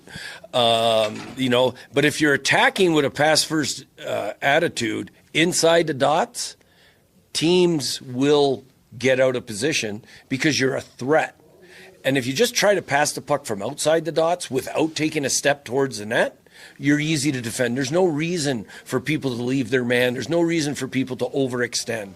So those pass-first guys, we want them more of an attack-first mindset at the net, and then make your reads. We have seen Jim Montgomery switch up the lines a lot this year. It has been a very common thing.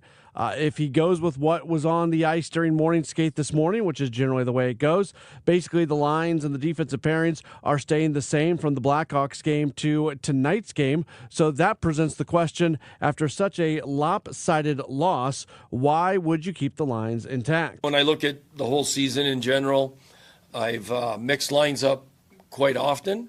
I don't know if I've given them the opportunity more than once to get back at it after a lopsided loss. So that's the thinking behind it, is like, put the onus on, let's get this thing rolling together here by who you're used to playing with.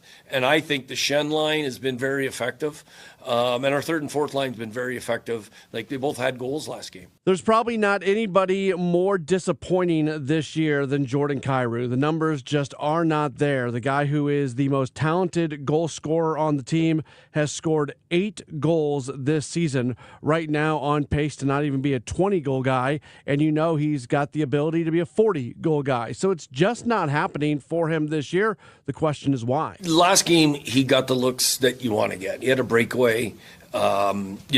It's just one of those things where one goes in, and then all of a sudden he's going to have 10 goals in his next 7 games. As mentioned, the Blues play the Utah Mammoth tonight. This is the third meeting. They'll have one more meeting after this evening. Their first game was back on October 23rd in St. Louis. Utah won that game 7-4. Then the Blues had another home game against them on November 29th. In that game, the Blues won 1-0. They'll play tonight, and then they are going to play very late in the season as well, once the calendar does turn to April. Montgomery talked a little bit about what he and what the team has learned about Utah in their first 2 meetings. Just how dangerous this team is in their neutral zone counters and their entries. They're a real good rush team, and they're also a really good O-zone team. Like, defensively, we need to be on top of our game like we were the last game we played them, because in the first game we weren't, and we gave up, I think, 3 rush goals and then 3 offensive zone goals. That's Blues coach Jim Montgomery. Again, the Blues and the Mammoth tonight. That game is going to get started a little bit after 8 o'clock, and we'll see if the Blues can once again respond. Such a terrible performance against the Blackhawks just a few days ago, and we continue to say it. So the Blues right now have 42 points.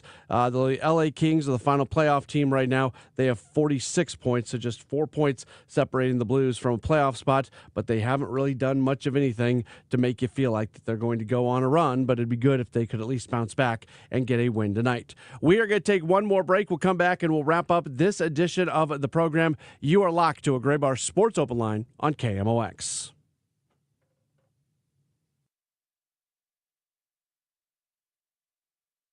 Ouch! Checked from behind. Man, that's gotta hurt. I'd hire Morgan & Morgan if I were them. What? Yeah, Dan, America's largest injury law firm. They serve up justice, ice, cold, law. Know what I mean? I guess. Their gloves come off when they fight for you. Okay. I'm talking a settlement slap shot. Shouldn't we be talking about the game?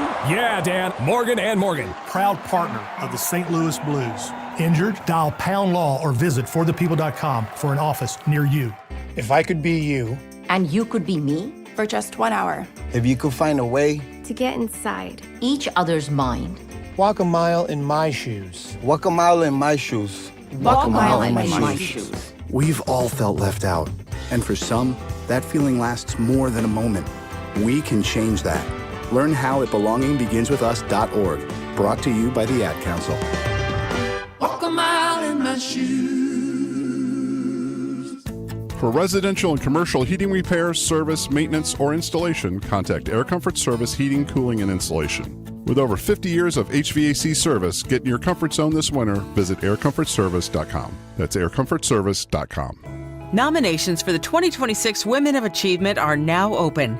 The St. Louis Area Award is the oldest ongoing program in the area whose sole mission is to honor and recognize the volunteer service and volunteer leadership of women.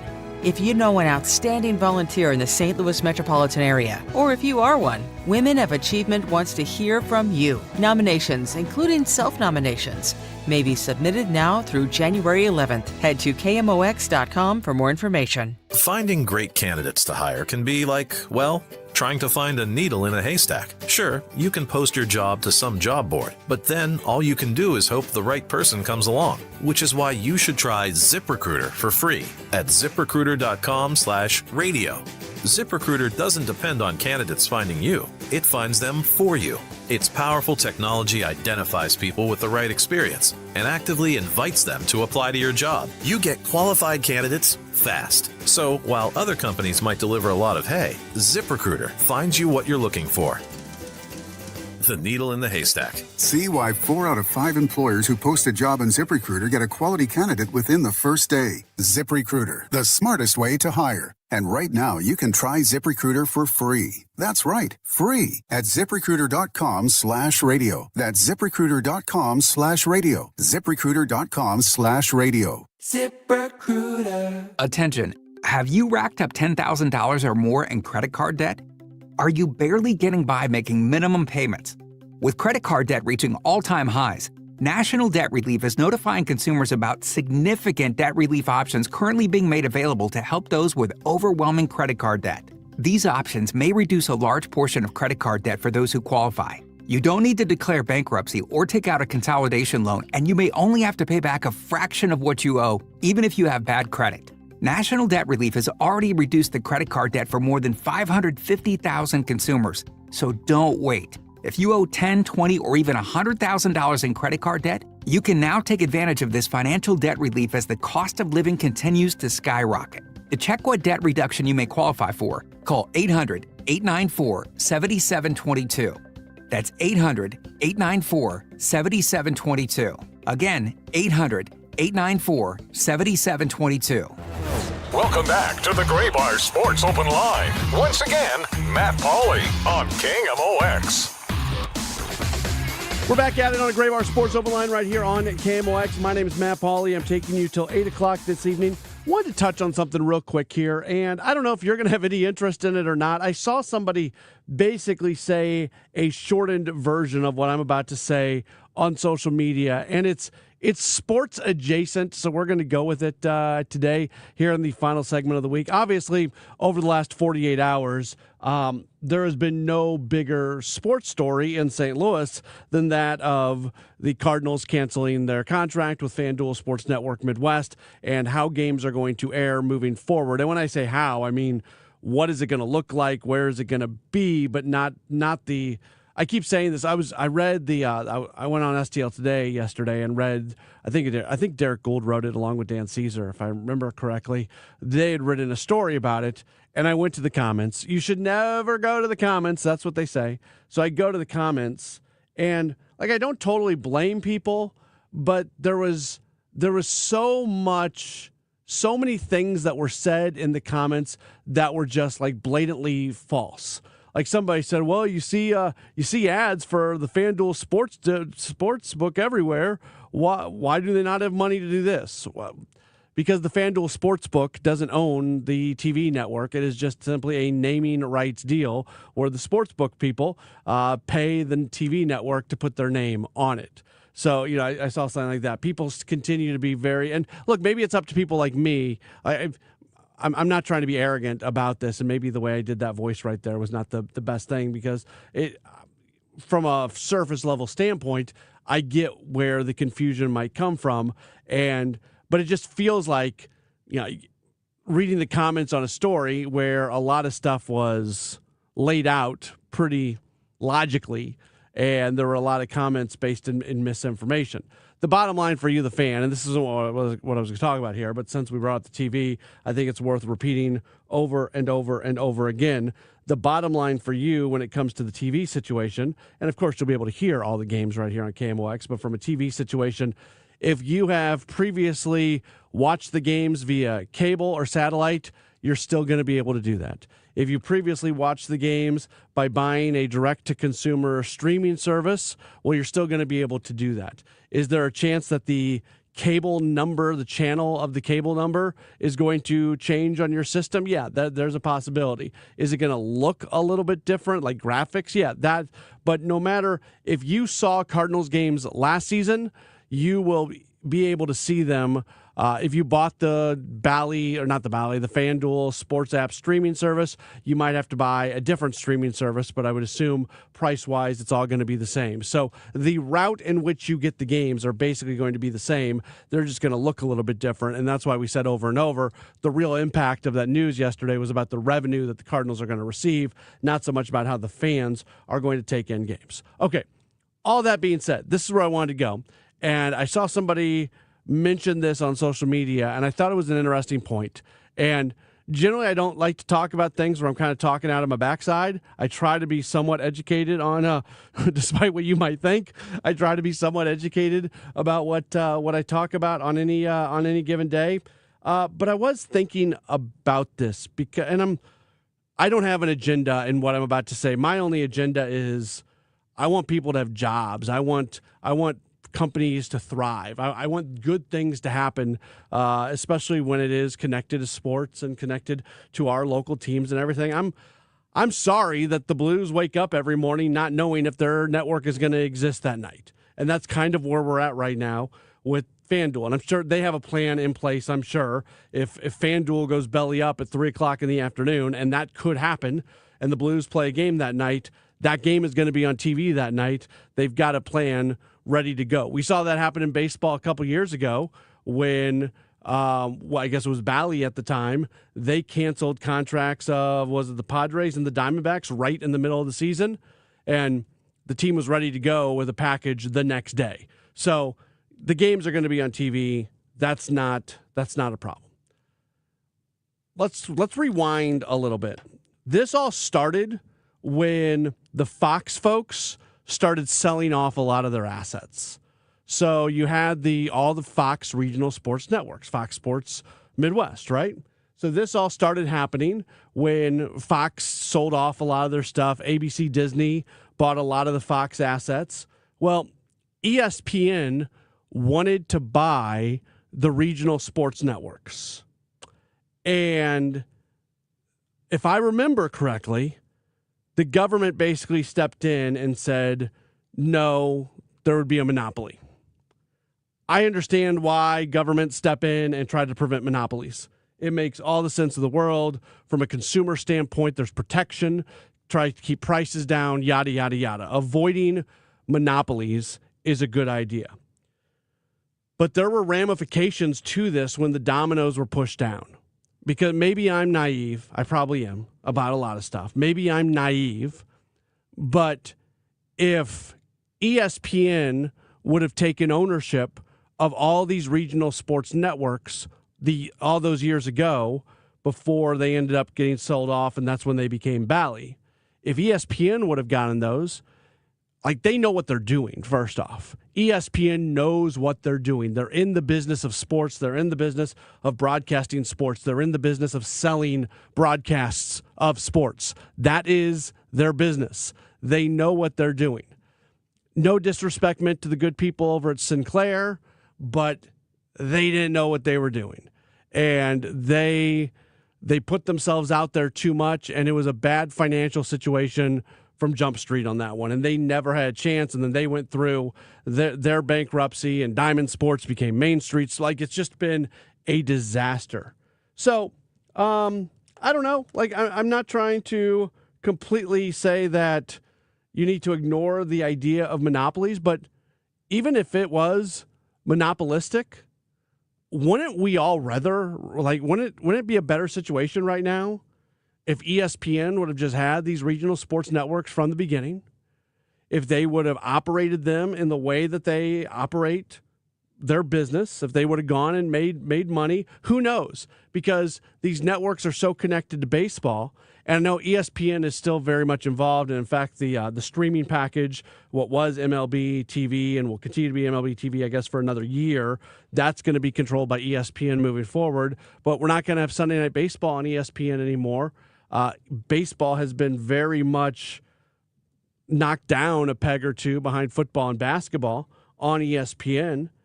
If they would have had all these regional sports networks and all these baseball games and all that programming, would things look a little bit different? Because the network promotes the stuff that they've got the biggest interest in. And I don't know, maybe I'm taking a step too far, but I would, if I could go back in the DeLorean, I don't think we would be sitting in this situation right now had the government not stepped in and basically said that ESPN could not go buy all the regional sports networks because it would be a monopoly. I don't know. Like people are losing their jobs. People have lost their jobs over this. And there's no way to tell the future.